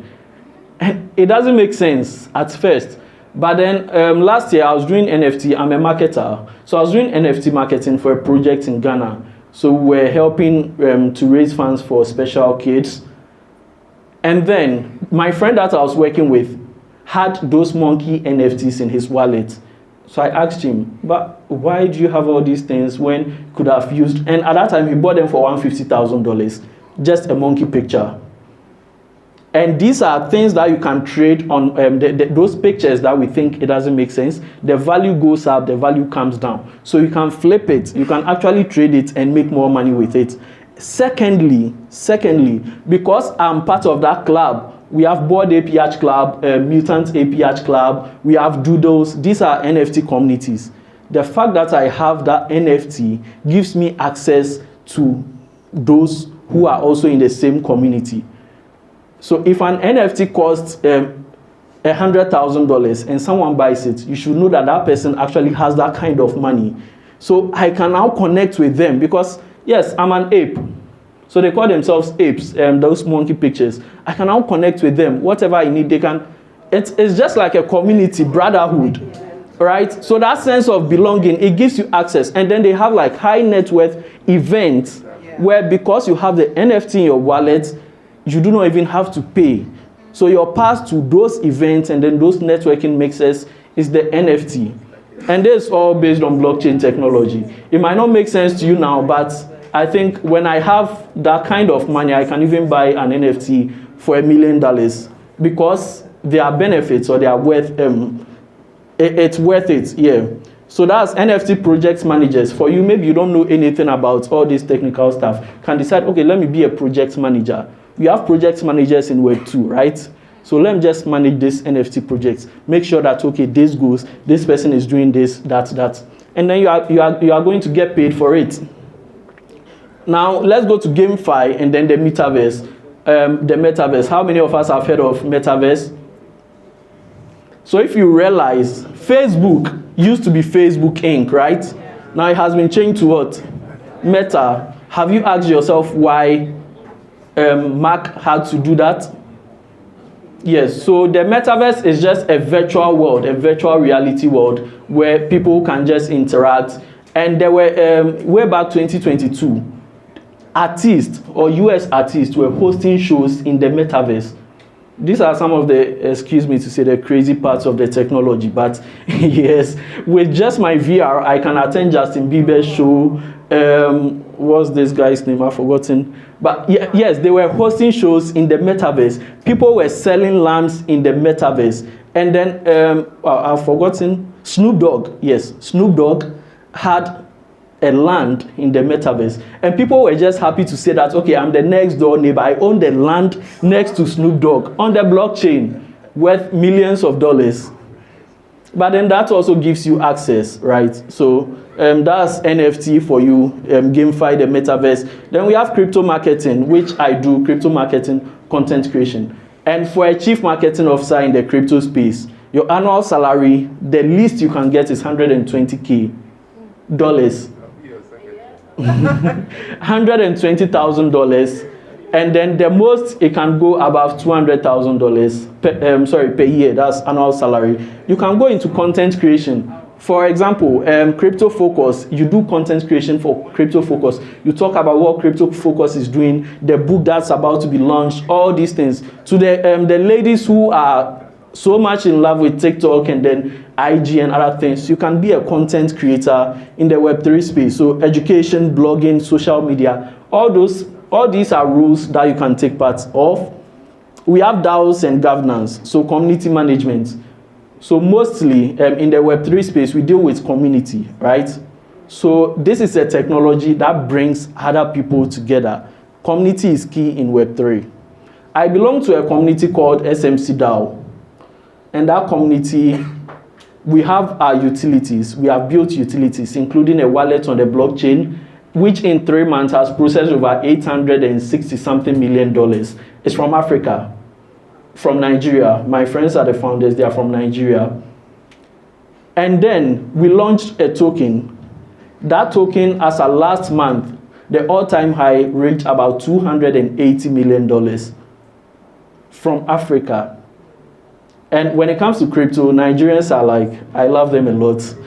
Because myself, I'm even turning into a Nigerian, right? There is value in this new economy. For Ghanaians, when such things are presented to us, we think, oh, this thing is calm. This thing, like, is government coming to regulate it? Government hasn't said anything about it. Government is also watching other governments to take the lead before they come in. So if you don't wait on government, maybe in the next 10 years, then you get into it. So we have DAOs. When we talk about DAO in crypto, they are decentralized autonomous organizations. Decentralized autonomous organization. So it's a community where no one person gives orders or controls it. So these are autonomous organizations that are not dependent on leaders. We are all contributors. So if there is something that I need to do, or something that we need to do as a community, we'll all vote on it. And the one that has the highest vote wins. So I won't say I am the founder, so maybe we want to give some grant of $25,000 or $50,000. So you should take it, he should take it. No, it doesn't work like that. We all vote on it, and then the best person wins. Mr. MC, please let me know the time that I've left so that, okay, thank you very much. So community management, as I mentioned, community management is a key thing in crypto, where you manage like on Telegram, because people join Telegram, people join like WhatsApp for various blockchain crypto projects. You just, your role is not to do anything, but then to sit there and then moderate the chats in the Telegram page, right? So maybe you are watching, so if someone maybe posts something that's not related to what the community is about, you ban the person, or you just, if someone asks question, you reply, and these people are making good money in the Web3 space. Then governance proposals. Yesterday, as I mentioned, I was at one conference, I spoke at one conference, Liberty Sphere conference. And then my friend, the one who led the conference, was telling us that he has a number of proposals that he's yet to vet. And he has 1,000 proposals that has been given to him. Like people have grant proposal, people have written proposals for grant. But then the company itself, or the protocol itself, it's in the Cardano ecosystem. The protocol itself cannot sit down and then vet all these 10,000 grants. So they sublet it to people in the ecosystem. And each grant, his simple job is to see, okay, this is what you have presented. Yes, this grant or this project should move to the next stage. Then you state why you are saying yes. If it is no, you state why you are saying no. And it's $2 per proposal. So that's $2,000 sitting down for him. Once he's able to do all the 1,000 grants and then approve 500 and then maybe reject 500 or the extra 500, that's $2,000 that's waiting for him to be paid. So we also have cyber security and auditing. So in the space that we are in, security is key. So if you're also a technical person that can audit smart contracts and say, okay, this contract is safe. And these people are like one of the highest paid people in the space. Cyber security and then smart contracts auditing. Okay, so now I just brushed on the key rules. So here I'll just mention them and then skip key rules in the blockchain space. For me, I'm not a technical person. But then for my role at IHQ, I manage a lot of builders, a lot of founders, and a lot of technical people. But then we also have non-technical rules in the Web3 space. So the technical ones, you can be a blockchain developer, you can be a smart contract engineer. So the smart contract engineers are what we call backend. These are roles that you can get into if you are someone who loves coding. You can be a UI UX designer. So UI UX, simply, whatever you see on apps, on websites, they are the ones that design that flow for you to see that, okay, if I press on this, it goes here, all those, whatever you see, like user interface and then the user experience. And these people also make good money in the tech space. So you can be UI UX designer, you can be a cybersecurity specialist, and also front-end developer. Then comes the non-technical rules. Community manager, as I mentioned, crypto content creator, or influencer. And the crypto influencer is a part that I love a lot. Because this morning, Hakim is laughing. This morning, I was just there, and then there is a crypto project, right? That a friend of mine. Sometimes I'll be there, and then the founders will be like, Kwame, can I get your CA, your contract address? I'll just paste it. Okay, I want to bless you. And they'll send me a percentage of the coins that they have created, right? Because definitely they will not make it, I'll make a post about it or something, and then my followers will also get into it. Like once an influencer makes a post about something, and these are people that I know, so I know that they are not going to rag you, they are not going to scam you or anything. So sometimes you are just there, oh, I want to bless you with this. They call it blessing, but I know I know indirectly they are trying to, they are not going to tell you to post, but then indirectly they are trying to tell you that I want you to be part of the project. And it's just nice. This an economy of value, right? So if you offer value, money, the money that you want, the wealth that you want, the only language that the world understands is value. Is value. So once you offer value, you also get the money that you want. So we have crypto content creator and influencer, project manager, research analyst, just doing research on various blockchain topics, and then you get paid for it, right? Then we have business development, partnerships, all those things. So you can see that most of the roles that we have in our current tech ecosystem in Web 2 are almost the same thing. Just that when you get the understanding of crypto and blockchain, you start to follow these rules. So how do you get started? How do you get started with all these? So learning and skill development parts, how do you get, or how to get started? Crypto Focus is one, right? We are going to launch a book today, which is going to show you, is going to teach you about crypto, is going to actually get you to a point where you understand all this from beginning to end. So yes, you join the Crypto Focus community, and then whatever thing on the website or whatever thing that Mr. Henry posts on the page, you get to learn about it.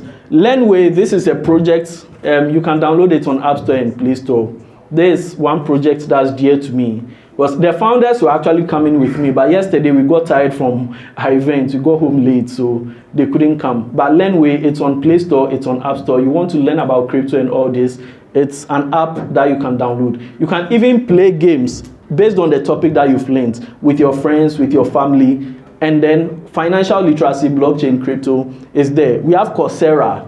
Crypto courses are on Coursera, blockchain courses are on Coursera. You go there to learn. Udemy, BuildSpace, Alchemy University. All these things are options where you can go and then learn more about crypto or blockchain technology. And then the best thing that you should do, or the next thing that you should do, is to join Web3 communities. In Web3, we say community is king, right? So we don't just work on our own, we actually come together. So communities are where you get to meet people. Communities are where you get to share ideas, where people get to show you that, oh, this is the next hot thing in the space. Can we jump onto it? Okay, I have this idea. I want to build this on the blockchain. Can we come together? I have this initiative that will push this project forward. It's all community.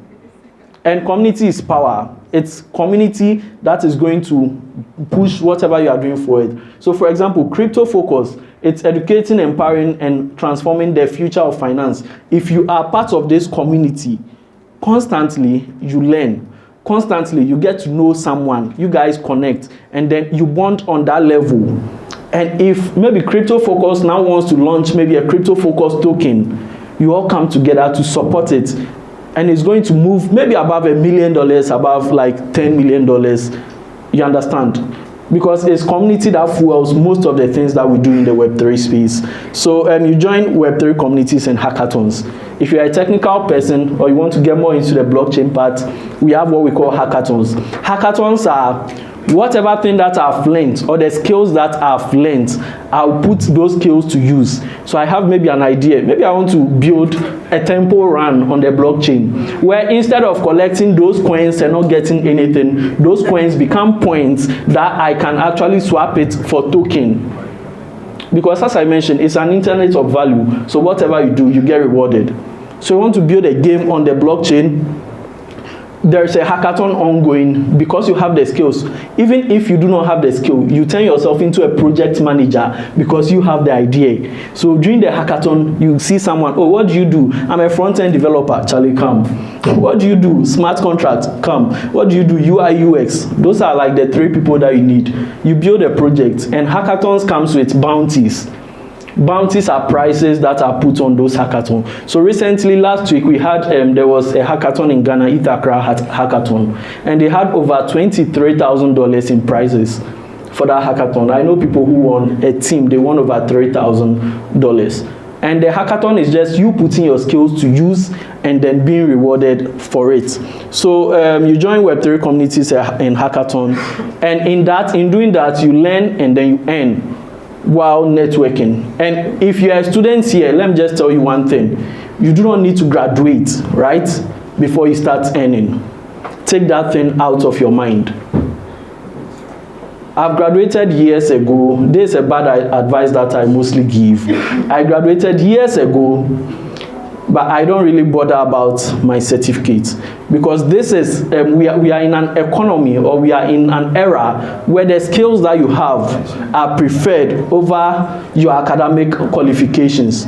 But the academic qualifications are also good. So while in school, once you learn some of these things that we are telling you, you learn about crypto, you can start earning. I was in school and I was paying my own hostel fees and other stuff with crypto money. I was in school, I'll wake up one day and my wallet has gone up over $10,000. I'll go and sit in the class and you understand, while being a student. So just take it out of your mind that, oh, I have to get out of school before I make it. It's possible for you to make it in school. And then leverage social media. Some of us do not really love social media. We really do not love putting out stuff there. We prefer to just do agenda. For example, on Twitter, on Instagram, we prefer just agenda, but then put value on social media. People will get to notice you, people will come to you, and then you charge them for whatever you do. So real life success. Let me just wrap up with this. How many of us heard of the dancing pallbearers way back in COVID times? Pam, panana, na, panana. Where are they now? Should I shock you? Yes. Should I? So through blockchain, right, you can just Google it now. Dancing pallbearers NFT. Those guys, that picture of them dancing and holding coffin, they sold it for over $1 million as an NFT. Someone bought it for over $1 million way back 2022.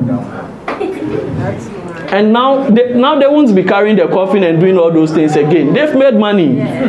You understand? So if you are shocked or you don't know what blockchain can do to you, just use, and I'm not lying, you can just check it online. Joy FM, most crypto media blogged about it.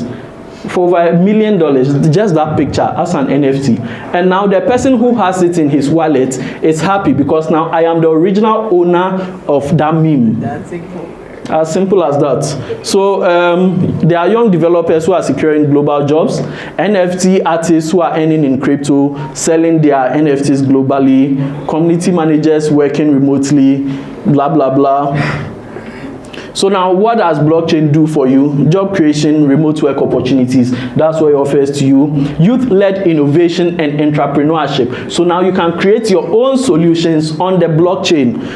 Financial empowerment beyond traditional bankers. So traditional banking, you can be there and then you can be even taking people's, but don't take people's money to invest, right? But because you know protocols, you can be putting it there to so that those people, their money can be earning yield and other things. If maybe they are giving 10%, you take 2% and then give them 8%. That's business, right? Yes. And then positioning Ghana as a leading blockchain hub in Africa. So what we have done as, so I'm wearing the IR HQ hat now. What we have done as IR HQ now is to have a fiscal hub for blockchain in Ghana. So that hub is a 30-bed space capacity. Mr. Henry and then the team were there the last time, where you can come in, you can sleep, you can work. Electricity is like 24/7. No light out there. Internet connection, very fast, always available, Starlink and then fiber broadband. For young innovators to say, okay, I can come in. We also have event centers where people come in to have events and other stuff. We have training for them.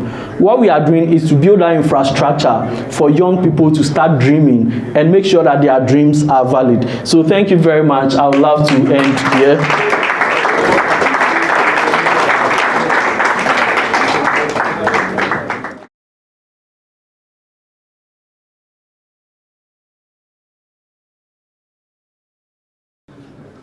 Good afternoon to you, ladies and gentlemen.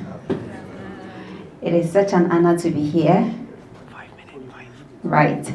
In fact, I was given a very long script to read, but I would like to speak without a script because it's a privilege to sit in this gathering and learn more, practically listen, and also be able to pick a few things. So I jotted a couple of things down. My name is Harriet Nate. I am an international relations journalist. I host diplomatic affairs on Pan-African television. Basically, I work with the international community. So all the countries that are here, they are our stakeholders. It is a pleasure to have you, Mr. Stephanus, and your team here in the building. This is what I call practical diplomacy. He is coming from Cyprus. I hope you have tried one of our dishes. Have you? Fufu. How about the jollof? Because we make the best jollof. Okay, don't let the Nigerians tell you otherwise. Welcome once again. It's good to have you here. So these are the kinds of exchanges we want as a country. This is practical. Information, they say, is liberating. Information is knowledge, they say, is power, right? So ignorance can be bliss as well. Now, when I was walking in here, to be very honest with you, hackathon, I was asking myself, what is that? I was listening to all the jargons and the terminologies, and at a point I started picking more insights, more understanding, because they had to explain to us what all those jargons meant, right? Now for me, this is the best place to be today for me, because I am so excited. Imagine me sitting, thank you, imagine me sitting on air and talking about this.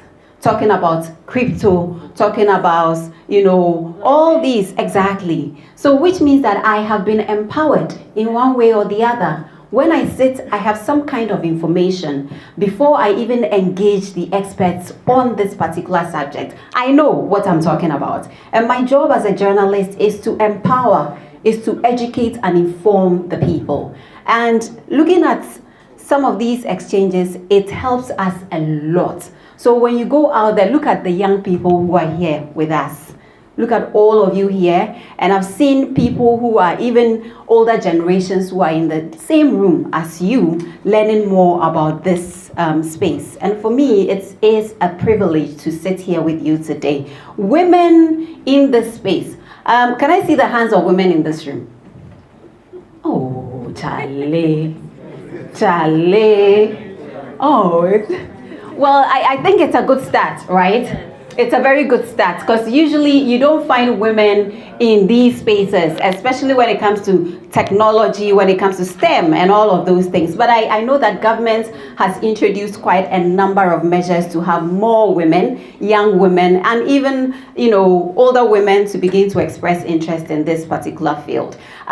This is the maiden one. Organizers, is that right? This is the maiden one happening here in Ghana. Yeah. Listen, let's just show them some love. Congratulations. Congratulations for thinking out of the box, for daring to share this message. It's not easy to put together an event of this sort. I know, trust me, I am in the event space as well. So for you guys to be daring, go out, be confident, and sharing this information with the world, I think you deserve another round of applause.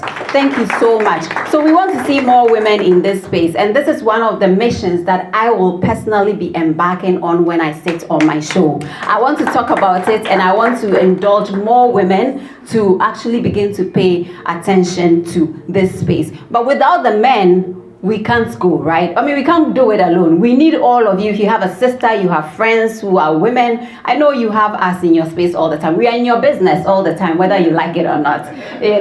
That's how it was made. So please carry us along as you move forward. Hold our hands so we can embark on this beautiful journey of empowerment with you. Imagine you discussing this with a friend, even on social media, sharing a message, as some of the presenters have mentioned, that you can go on social media and start doing a campaign about this. So you sitting in your corner and empowering other women, it's a great thing for you to do. Once again, I want to express my appreciation to the organizers for giving me the opportunity to share my 2 cents. I appreciate this very much. It's been very, very insightful for me as a woman and as a person. Thank you so much for coming as well. Thank you.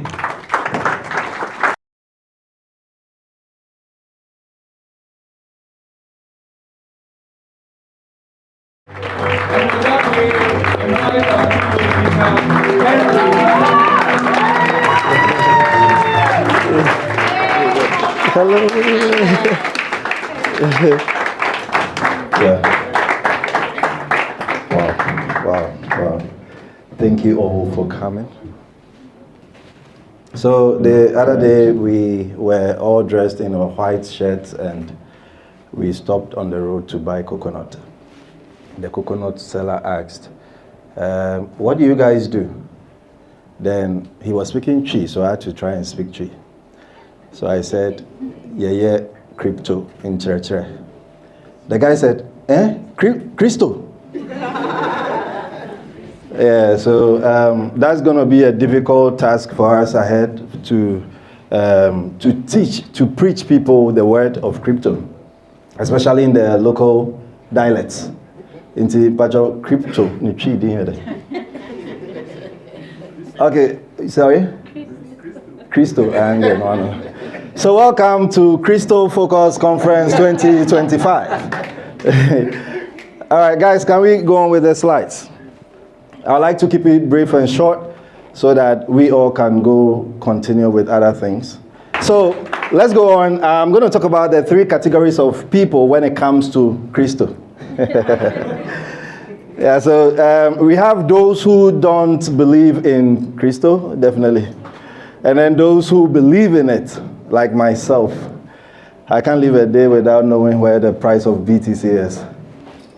Then we have those who don't know about crypto yet. This particular number of part of those who don't know about crypto is overwhelming. Maybe 90% of people in this country don't know about crypto. Even in this room. Okay, let me ask.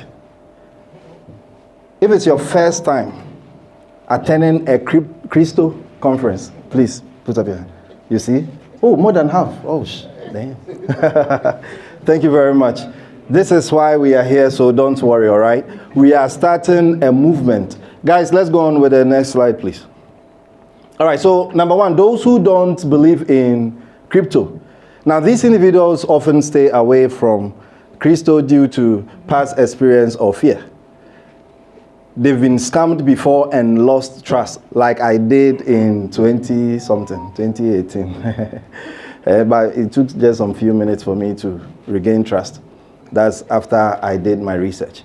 Now, they know someone who was scammed. Most of them, they don't know someone who was scammed. They go like, yes, say, yes, scam. Yes, say, yes, scam. And they simply don't understand it and choose to avoid it. That one there, baby. You see, there are a lot of people, as soon as you approach them that, oh, what's up, you know about crypto? We teach crypto, like, I don't know. They just give you that, and then they walk away. You know, and it's the same thing, like, yeah. Let's go on, guys. Group 2. Back, please. Those who believe in crypto. Now, these people understand the value of crypto and choose to learn about it. Okay, so some were once scammed, but learned from their mistakes and grew stronger. I have an example. A lot of you. All right, so W is here. He was with me. My brother is here. My senior brother. He referred me to one scheme like that, and then we got chopped. But he made money though. So. Others were never scammed. They took their time to study, ask questions, and follow guidance. So some of you here are lucky. Because joining Crypto Focus, you are going to learn, even it's for free. You're going to learn for free. And then you're going to build wealth over time. So you're not going to get scammed. The only time you get scammed is, we've discussed crypto here. You found it exciting. Now, instead of you being patient to follow step-by-step guidance, you decide that, oh, yes, it's crypto, yeah, the part. Somebody meets you and give you a link. You say, oh, it's crypto, oh, mepe, let's do it. That's why you're going to get scammed. So follow guidance, step-by-step. Be patient, don't worry. When you hear BTC is going wherever, don't panic. Relax, all right? Okay, next. So those who don't know about crypto yet. Now, this group, they're unaware of crypto. And then they never come across it or paid attention. But soon they will, because crypto is here to stay. Now, once they do, their response will determine their path. They will either join group 1, those who don't belong, or group 2, if they learn, all right? So take your time, be patient, and then let us roll. So these are the people. This man, as you can see, is, if you approach somebody and they're angry already, you should know that they will either slap you, like they give you if, then you chop slap. And then, yeah, the believer of crypto, when you see them, they're always smiling. You see this guy? He's always smiling. This one coming. Yeah. And then those who don't know. So let's go on. All right. So because of these 3 categories of people, we have launched Crypto Focus Community. It's not going to end there. It's not going to just end at the community level, and we are get to know more about that. So this community is a global network of crypto enthusiasts, traders, investors, and innovators on a mission to empower people with knowledge, skills, and opportunities in crypto, blockchain, and digital finance. Simple as that. So we go about educating with real-world application. So we are not just going to teach you theories. We are going to guide you step by step how to go about it. All right? And then encourage collaboration, explore investment opportunities together, and then raise awareness about crypto. Someone should give me a golden nugget coin. If you're already in crypto and you know any coin we should look at, please put up your hand. I want to know. Is someone says Supra, yeah? Solana. So I'm sure Angela did a presentation. She said how to analyze a coin. Don't just jump in because he said it. Don't just jump in because I said ish. Yeah, Supra is hot, but you have to do your own research. And we are going to guide you and teach you how to do your own research. All right? Okay. Next. So our mission is simple: to simplify cryptocurrency to everyone so that somebody don't say Christo, create awareness and build a safe, empowered community of wealth creators. Now, educate on blockchain and crypto, protect people from scams, build sustainable wealth strategies, empower the next generation. I went to one primary school, JSS, and when the kids saw us in our crypto focus t-shirts, they're like, oh, our teacher just taught us about Bitcoin. I said, really? Take me to the teacher. So we are going to partner with them and then create a crypto focus club in the school as well. Oh, give it up to Sir Michael. So, Sir Michael. Right. So we are going to do this, and our vision is simple: to be the leading crypto education and empowerment hub in Ghana and Africa, establish crypto focus club in schools and universities, and then create community-driven movement for financial literacy. So it's actually that simple. We are not going to make it complicated, and that is how simple our the book I wish I read 10 years should be. So why crypto? The world is shifting towards digital assets. We all know it. We've heard a lot of countries adopting crypto. National scale, their currency reserves, their central banks are massively adopting, starting with El Salvador. They've been buying 1 Bitcoin since 2022. US, Donald Trump is pushing hard. He himself created a company, right? And then they launched a meme coin. Then they launched a stable coin. I don't know if you are aware of this. And it tells you that crypto is somewhere. If you are not in it, you've been left behind. But don't worry, we are here to take off with you. Aside the government pushing for regulation and adoption, in fact, regulation which will encourage adoption, these pastors, they stop prophesying about how we are going to make wealth, but they are prophesying on how crypto is going to appreciate in value. And so it tells you that, yes, crypto is also God's money. And I remember, yeah, so, Christo, you see. Yeah. So, opportunity to create wealth and avoid financial exclusion, and a need for education to avoid scams. So what we do, free crypto training and webinars, community discussions, create scam awareness campaigns, mentorship and networking, and then annual crypto. So this conference is just the beginning. This one, we are using it for rehearsals. I've not done any conference yet. This is the first one. What I do is normally one-on-one. You come to me, we talk, then I charge you $400. Say, it's too heavy. But now, we want to do it for free for everybody, because not everybody can pay $400, but everybody can learn for free, right? Yeah. But when I say, people say, free, I'm fun and serious. That's true, right? However, still we will do it, because some people really, in fact, everybody got to understand this. Yeah. All right, so what we have done so far, we have a book to back this campaign, all right? And this book is going to serve as educational material. And this is the book I wish I had read 10 years ago. Otherwise, the film you watch, I messed up big time. What did I do? I deleted up 2 times. And then I withdrew money, which was mine, but I thought someone actually made a mistake to send the money. Can you believe that? Yeah, like you wake up one day and then you open your wallet and money is inside. Then I was thinking, since I don't have my phone number linked to this wallet, how can the person reach out to me and say, send him money? It was a mistake. You know, so yeah, I made a terrible mistake and I've learned my lesson. So I don't want you to do the same. Now we have a growing WhatsApp and social media community.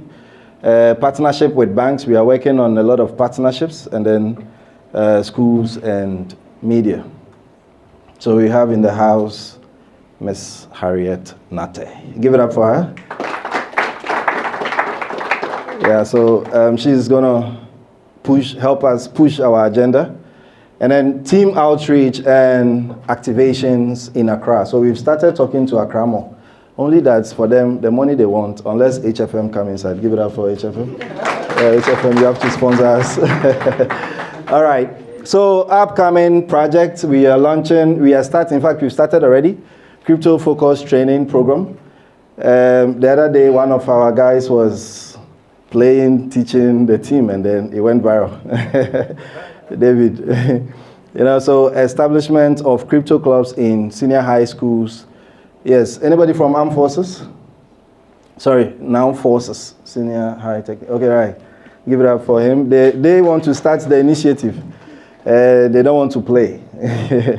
All right, so strategic partnership with state institutions and regulations.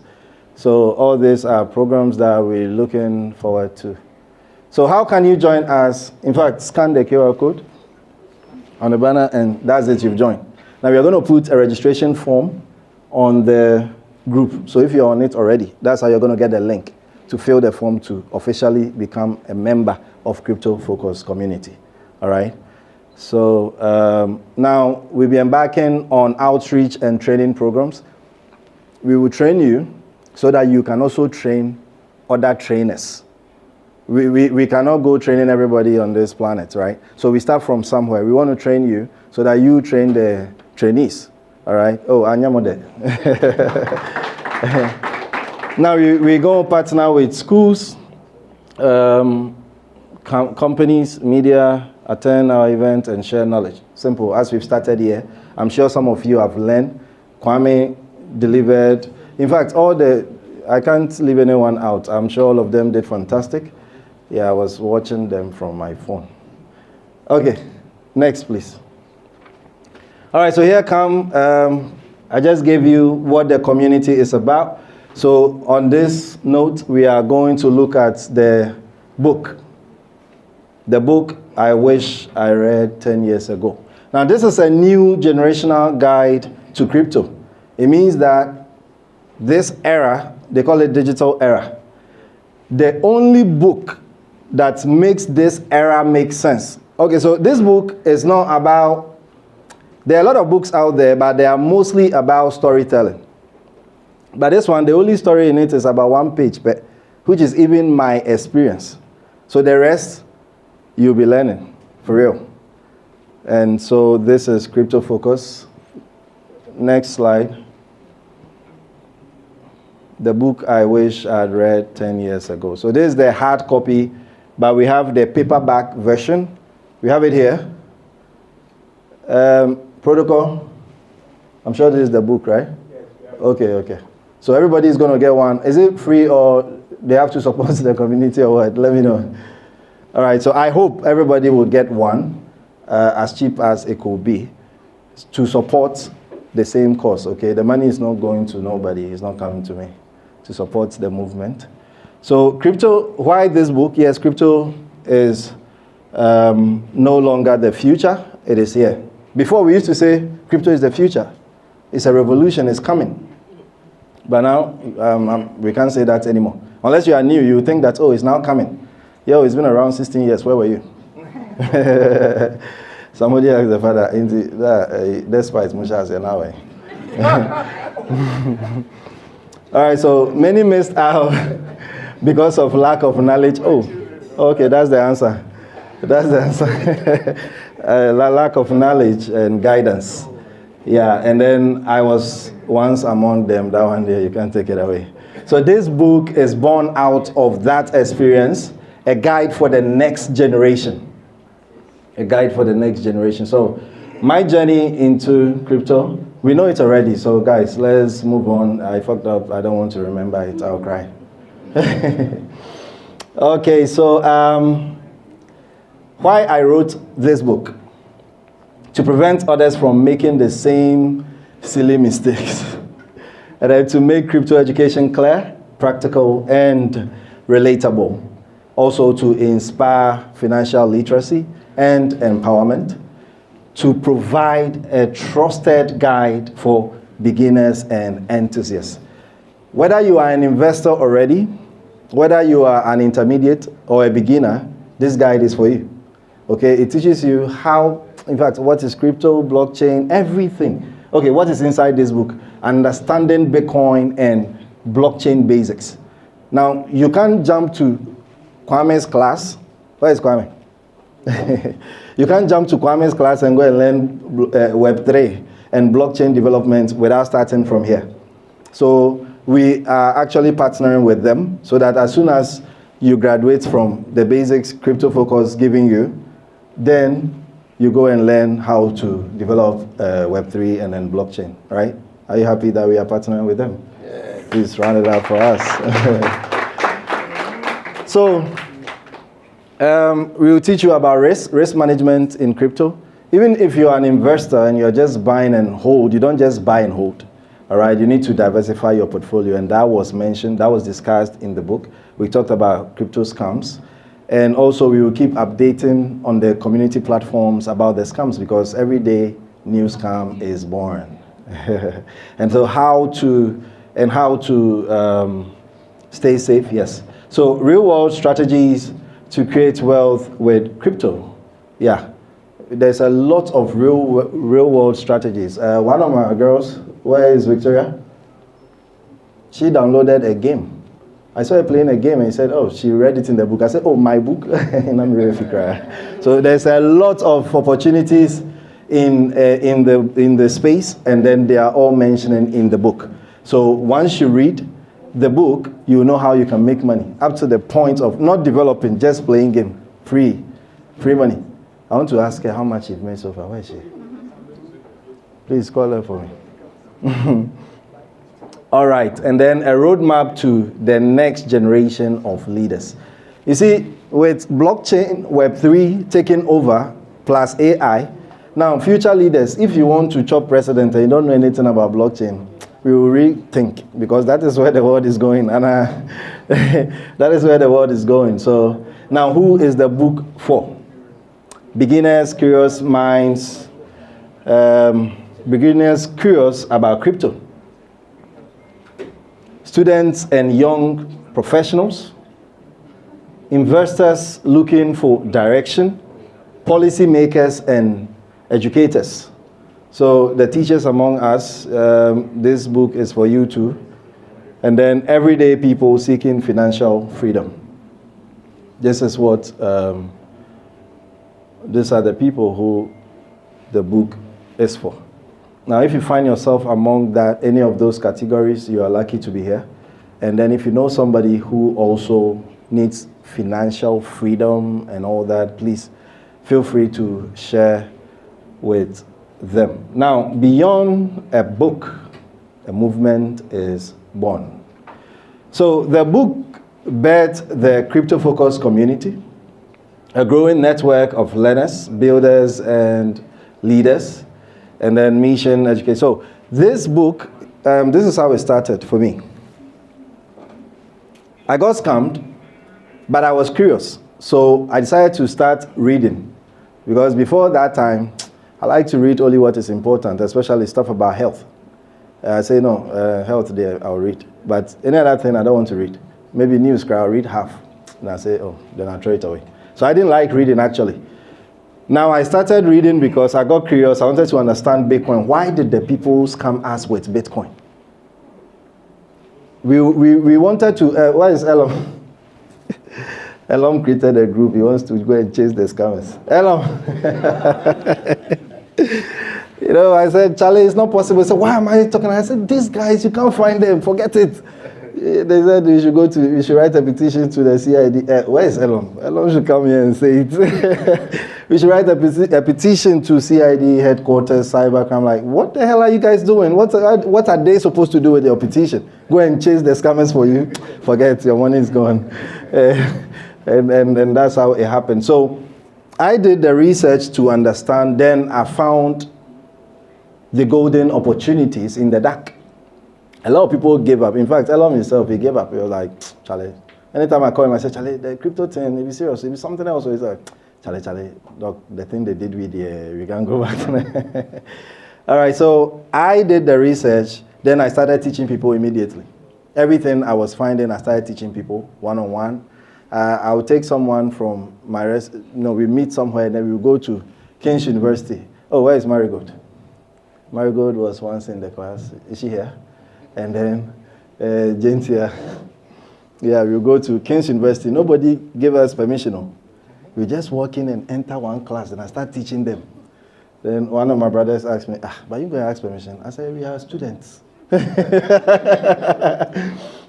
I started teaching, and then I finally started converting the course into slides, and then it became a book. So that's how come we arrived at the book. So this one, it wasn't just sit down and write. It's been a 7-year journey, actually. Wow. So, Charlie, ejumakum. So, together, we are going to shape the world or the future of finance. I can't do it alone, all right? I can stand here and tell you I've been doing this for so many years, but I've seen the journey ahead that it's going to be a tough one. Then I said, all right, why not, now that we have a book, why not form a community around it? So that if I get people who will support my vision, let's do it together. So now it's not going to be about me, actually. It's going to be, the whole community will be decentralized. All right, the whole community will be decentralized, where we will have a Ghana president, every country in Africa president, Nigeria, South Africa, Kenya, name them, Togo. So those of you here who can speak French, please. Me, I can't speak French. Godfather? I'll try. Okay. All right, so let's come together and then make this movement a success. I'm sure you guys have registered. If you want to join the core team, to let them know or let me know, and let's put you on. We need your help, okay? Even putting this small gathering together was not easy. It wasn't easy at all. I've not slept for some days now. You come and find me in my chair, the operation room, and that's where I've been sleeping for some days now. So I'm sure after this conference, we might not be able to still have enough time, because immediately after the conference, we are going to start partnering with the schools. We've been there already, and then they want us to start right away. You might think you are going to teach the students, but the teachers now got some here crashing. You know, the teachers, they need the education more than the students. So they are saying, oh, we should come now. Come and start now. I said, wait, let's finish the conference first. So guys, I need your help. We need your help. I and the team, we need your help. Join us and let's push Christo. Yeah. All right, so get your copy of the Crypto Focus today, right now, like everybody. Please, where is Elorm? Please come now. Join the Crypto Focus community and then be part of the movement shaping tomorrow. So guys, next. Oh, okay, you're actually done. Thank you. So yes, I will take. Should I take some questions or should I wait?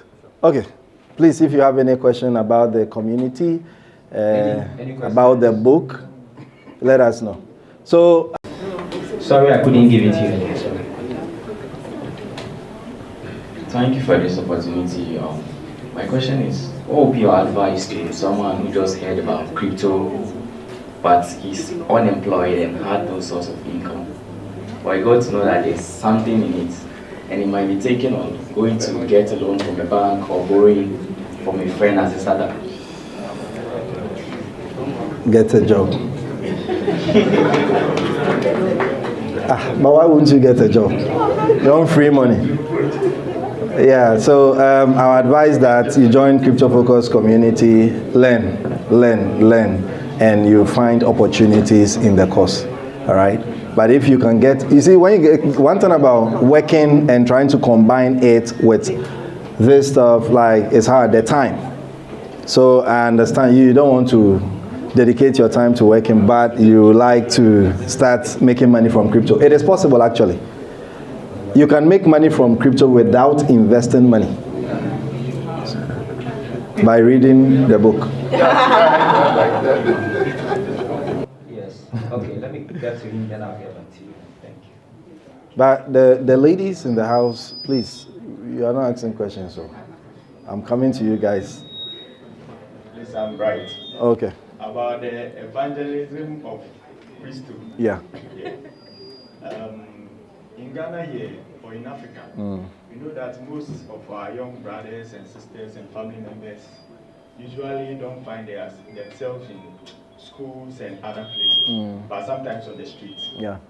But I'm thinking, what are the procedures that Crypto Focus are put in place to focus on those on the streets? Right. Especially, you said something about the coconut seller.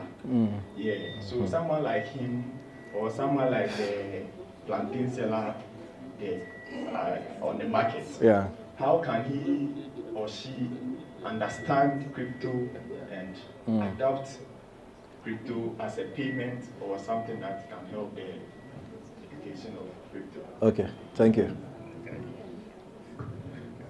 Yeah, so that's actually simple. It's by joining the community. And also we've opened our doors to partnership. So whichever community you live in, you know people you want to help learn and understand crypto, you talk to us, we can come to you. So let's say you live in Kumasi and then you want to mobilize people who want to learn, we will come. You get what I'm saying? Yeah, so it's actually easy, and then they should join the community. Once you join, you have access to free crystal education. All right? Yeah. Okay, so please, dear ladies, I know you have a lot of questions. Oh, okay. So ladies, please get ready. Every lady is asking a question. And yes, I am. Okay, I've been wanting to know this. Yeah, one thing I didn't mention is, so we are H1Z, Forex, and crypto, before Crypto Focus. So yes, I'm the right person to ask this question. By the way, you don't want to work. I don't know. No, I know. No, you, why won't you work? Nice guy like you work. All right, so should you choose Forex or you need help in deciding which way to go? All right. With crypto, You can day trade crypto like Forex, all right? Forex focuses on speculation of currency, fiat currencies. Also, on the Forex exchange, they've listed crypto and other commodities as well. Now, should you focus on Forex or crypto, you can learn Forex while you buy and hold crypto. Because buying and holding crypto is the easiest way to make money on the planet. But it doesn't mean it's a free way. You have to find the money, so get a job. and then you now allocate portion of your salary, your earning. So let's say you are being paid 10,000 cedis a month, like my sister here. You can decide that you want to allocate 10%, and it's too much. 20% or 5%, any one that you are comfortable. So you invest what you are you risk what you are comfortable to lose, right? It doesn't mean you are only going to throw it anywhere to lose it. Now, for me, I actually will put 90% in my portfolio, but don't be like me. Don't be like me, otherwise, before trim. Okay, so buy and hold crypto and learn. I didn't say trade Forex, so I said learn how to trade Forex, because it will take time to become a master day trader. And you might give up on the road, and you might stop trading Forex at some point. And you realize that Forex is not for you. And then, and then you wish you never learned about Forex or discovered Forex. Yes, but it's a great thing, because to become a successful Forex trader, you have to be disciplined. Don't play. HFM will chop your money if you go and play. HFM doesn't chop your money. The liquidity providers are there. So HFM is a brokerage platform that gives you the opportunity to place your trade. Then they relay it. So when you cash out big, they will bring your money to you. It's as simple as that. But don't go and play on the platform. Learn first. Learn before you leap. All right? A question again. Sure. Right. And I've been into crypto for a while now. So normally what I do on campus is I look for people who are interested in buying cryptocurrencies. Right. I talk to them, I buy the cryptocurrencies and actually do a transfer. They charge them percentage. So in a way, it's something I do as a business, like a side hustle. Right. But I want to push it to like the next level. So I was wondering, what advice would you give to me? No, let me get it straight. You buy and sell or what? Yeah, so okay. I look for students who are okay. interested in Okay. All right. Because mostly on Binance, for example, if you want to buy cryptocurrencies, you need to go through KYC and all those other processes and stuff. But some people are so they don't really trust it, especially when they are sending huge amounts of money on the exchange, let's say in terms of buying or selling. Because you are dealing with a lot of money, so who are afraid of getting scammed and all that. So I go through all that process for them. I send them the cryptocurrency. I take a percentage from myself as profits. So it's like a business I'm trying to work on. Yeah. So I'm also working on flights and all that. But I want to know what advice would you give to me as a startup? You have already started the thing. You need advice. What are you saying? What advice do you need? I want more like professional advice. No, you will make too much money.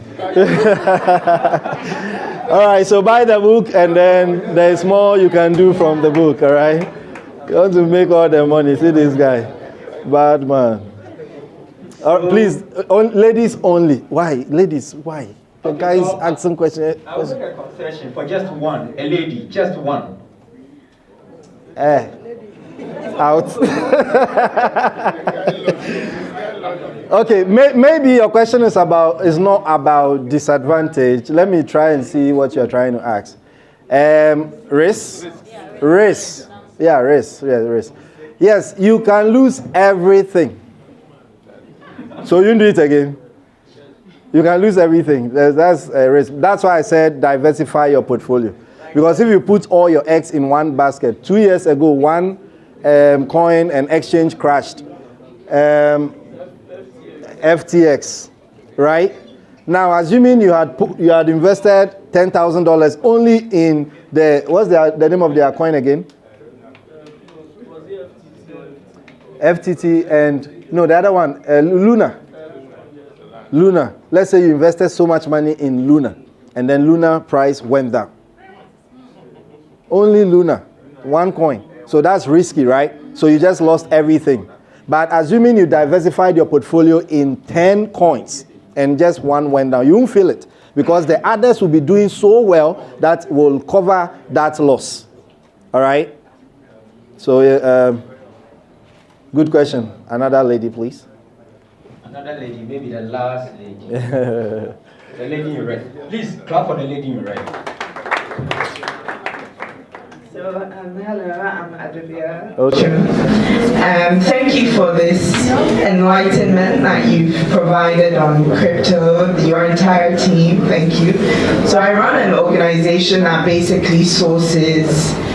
I'm a licensed consultant, and I source for in infrastructure projects, private and public sector projects.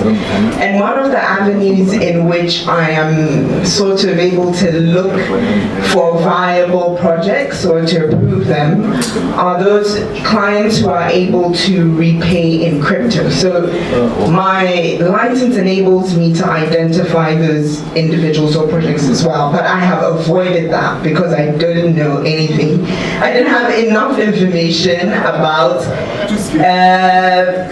crypto, so I've always gone the traditional route. One thing I want to ask though is well, in my line of work, they permit both, excuse my ignorance, because I feel when I say crypto, I'm talking about a type of Bitcoin, right? Based on the education you give me. Okay. So they allow mixed financing for project development. My question is, how then do we trace or track how the client makes that repayment? If, for instance, the client is taking traditional investments or going through my principal for sources of financing for their projects, and then they are also, forfeiting some percentage of that investment through their crypto financing options, how do I then, as the advisor in this, how do I ensure that they are going to make the repayments? Or do I not then have any control over how that repayment is made? So this to your team. Anybody who's capable of wants to answer. So please give it up for the lady again. In fact, her question, she's one for the ladies. The guys, zero.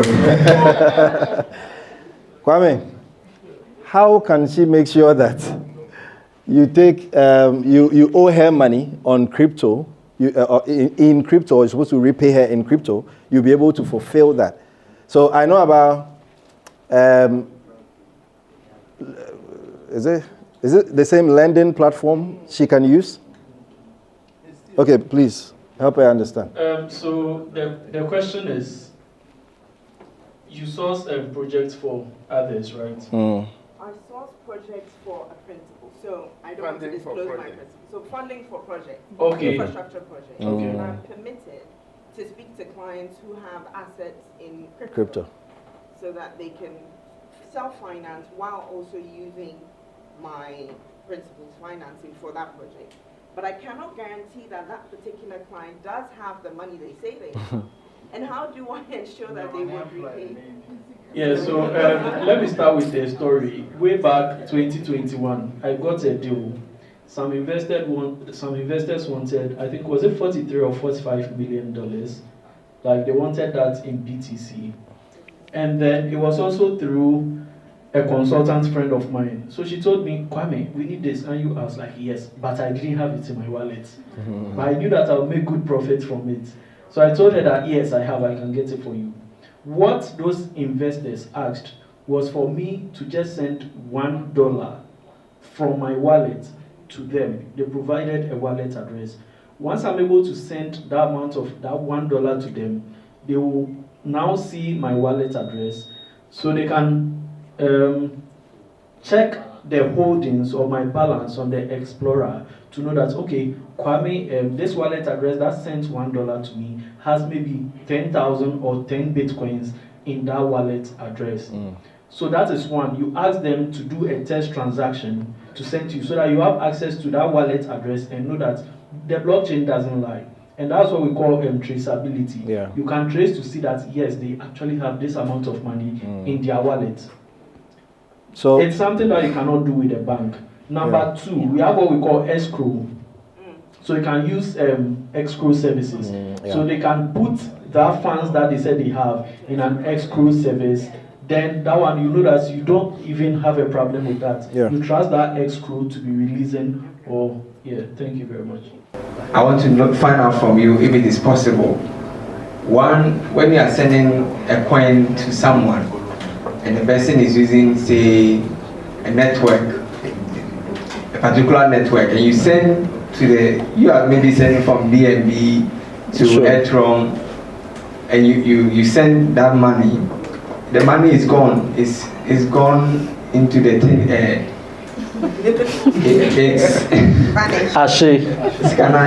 Yeah. We want to know if we can build a solution so that those who make such errors, maybe is supposed to send TRC20 and then they made a mistake.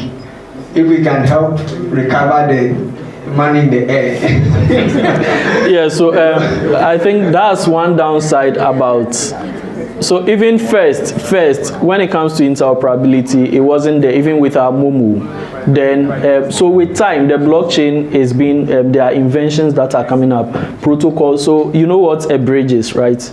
Protocols where you can bridge from Ethereum to maybe BNB to all those. Else, once you send it to another network, becomes almost impossible to retrieve those funds. That is because there is no central body in the middle that is controlling the transactions. For example, if I send money to a wrong person, I can just call Telecel Cash or MTN for the customer service to reverse the transaction. Crypto transactions are not reversible. So even if you make a mistake and I copy the wallet address, but it's just one letter or one number that misses out, I might end up sending it to another wallet address. Right, so I think people are working on that, but you can start working on that. And let me also mention, we have an incubation program that we run where startups that get to the final end, we give them $20,000 in grant to actually build. Once you start building, you also have access to further investments in the space. So you can check www.ayahq.com, ayahq.com. If you are a technical person or a non-technical person who would want to be part of the builder community, you can just check ayahq.com. You'll find me there, and then you find the suite of services that we offer. Thank you. Then final follow-up. An example of someone selling his or her NFT at a price which doesn't make sense. And as you said, NFTs also can be a form of making money. Yes. So with that, I want to know, why do we need NFTs, and how are we as Ghanaians, going to use NFTs? Because I'm asking this question because I get a lot of airdrops NFTs, and I don't want to touch them, or sometimes I don't want to touch them because I've been thinking when I go to the site, it will be a form of scam, or I can go link my wallet somewhere and then get hacked. So I want to know, before I want to touch it, I want you to really explain it to me and know how we can use NFT and trade it. Thank you very much. So there have been several iterations of NFT. When it came, that was the Wild West era, where it's just some picture. Sometimes you just open your wallet and then you see loads of NFTs in it. Please don't touch them if you didn't buy them yourself. Please and please don't touch them.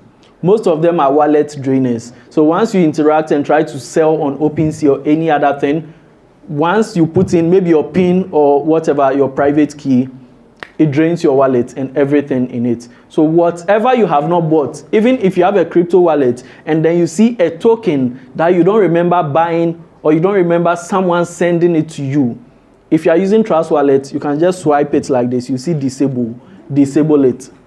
If you don't, then it's up to you. They will drain everything that you have.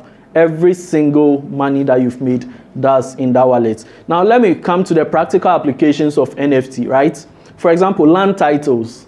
So as I mentioned, when it started, it was just the pictures, the Wild West era.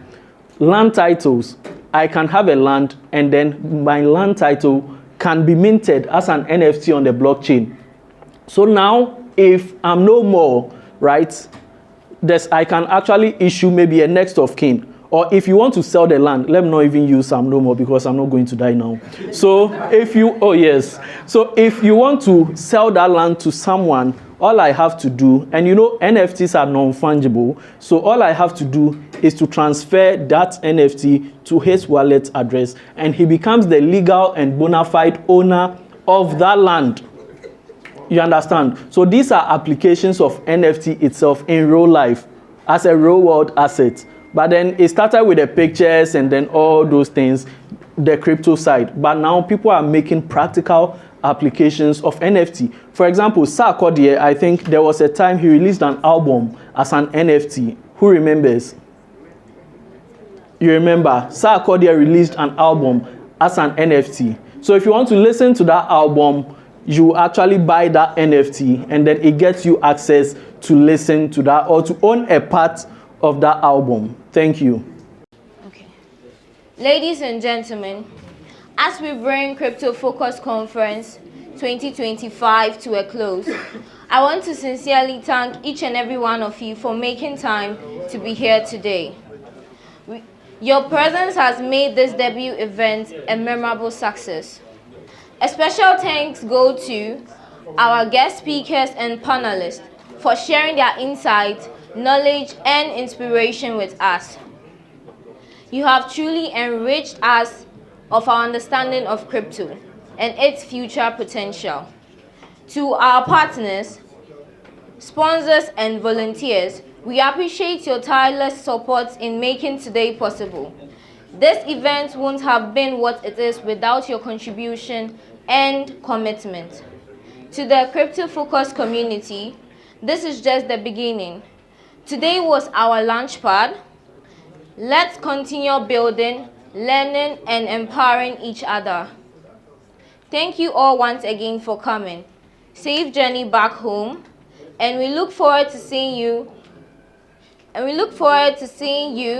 At future Crypto Focus conferences. Stay inspired, stay focused. The future is crypto. Audio Jungle.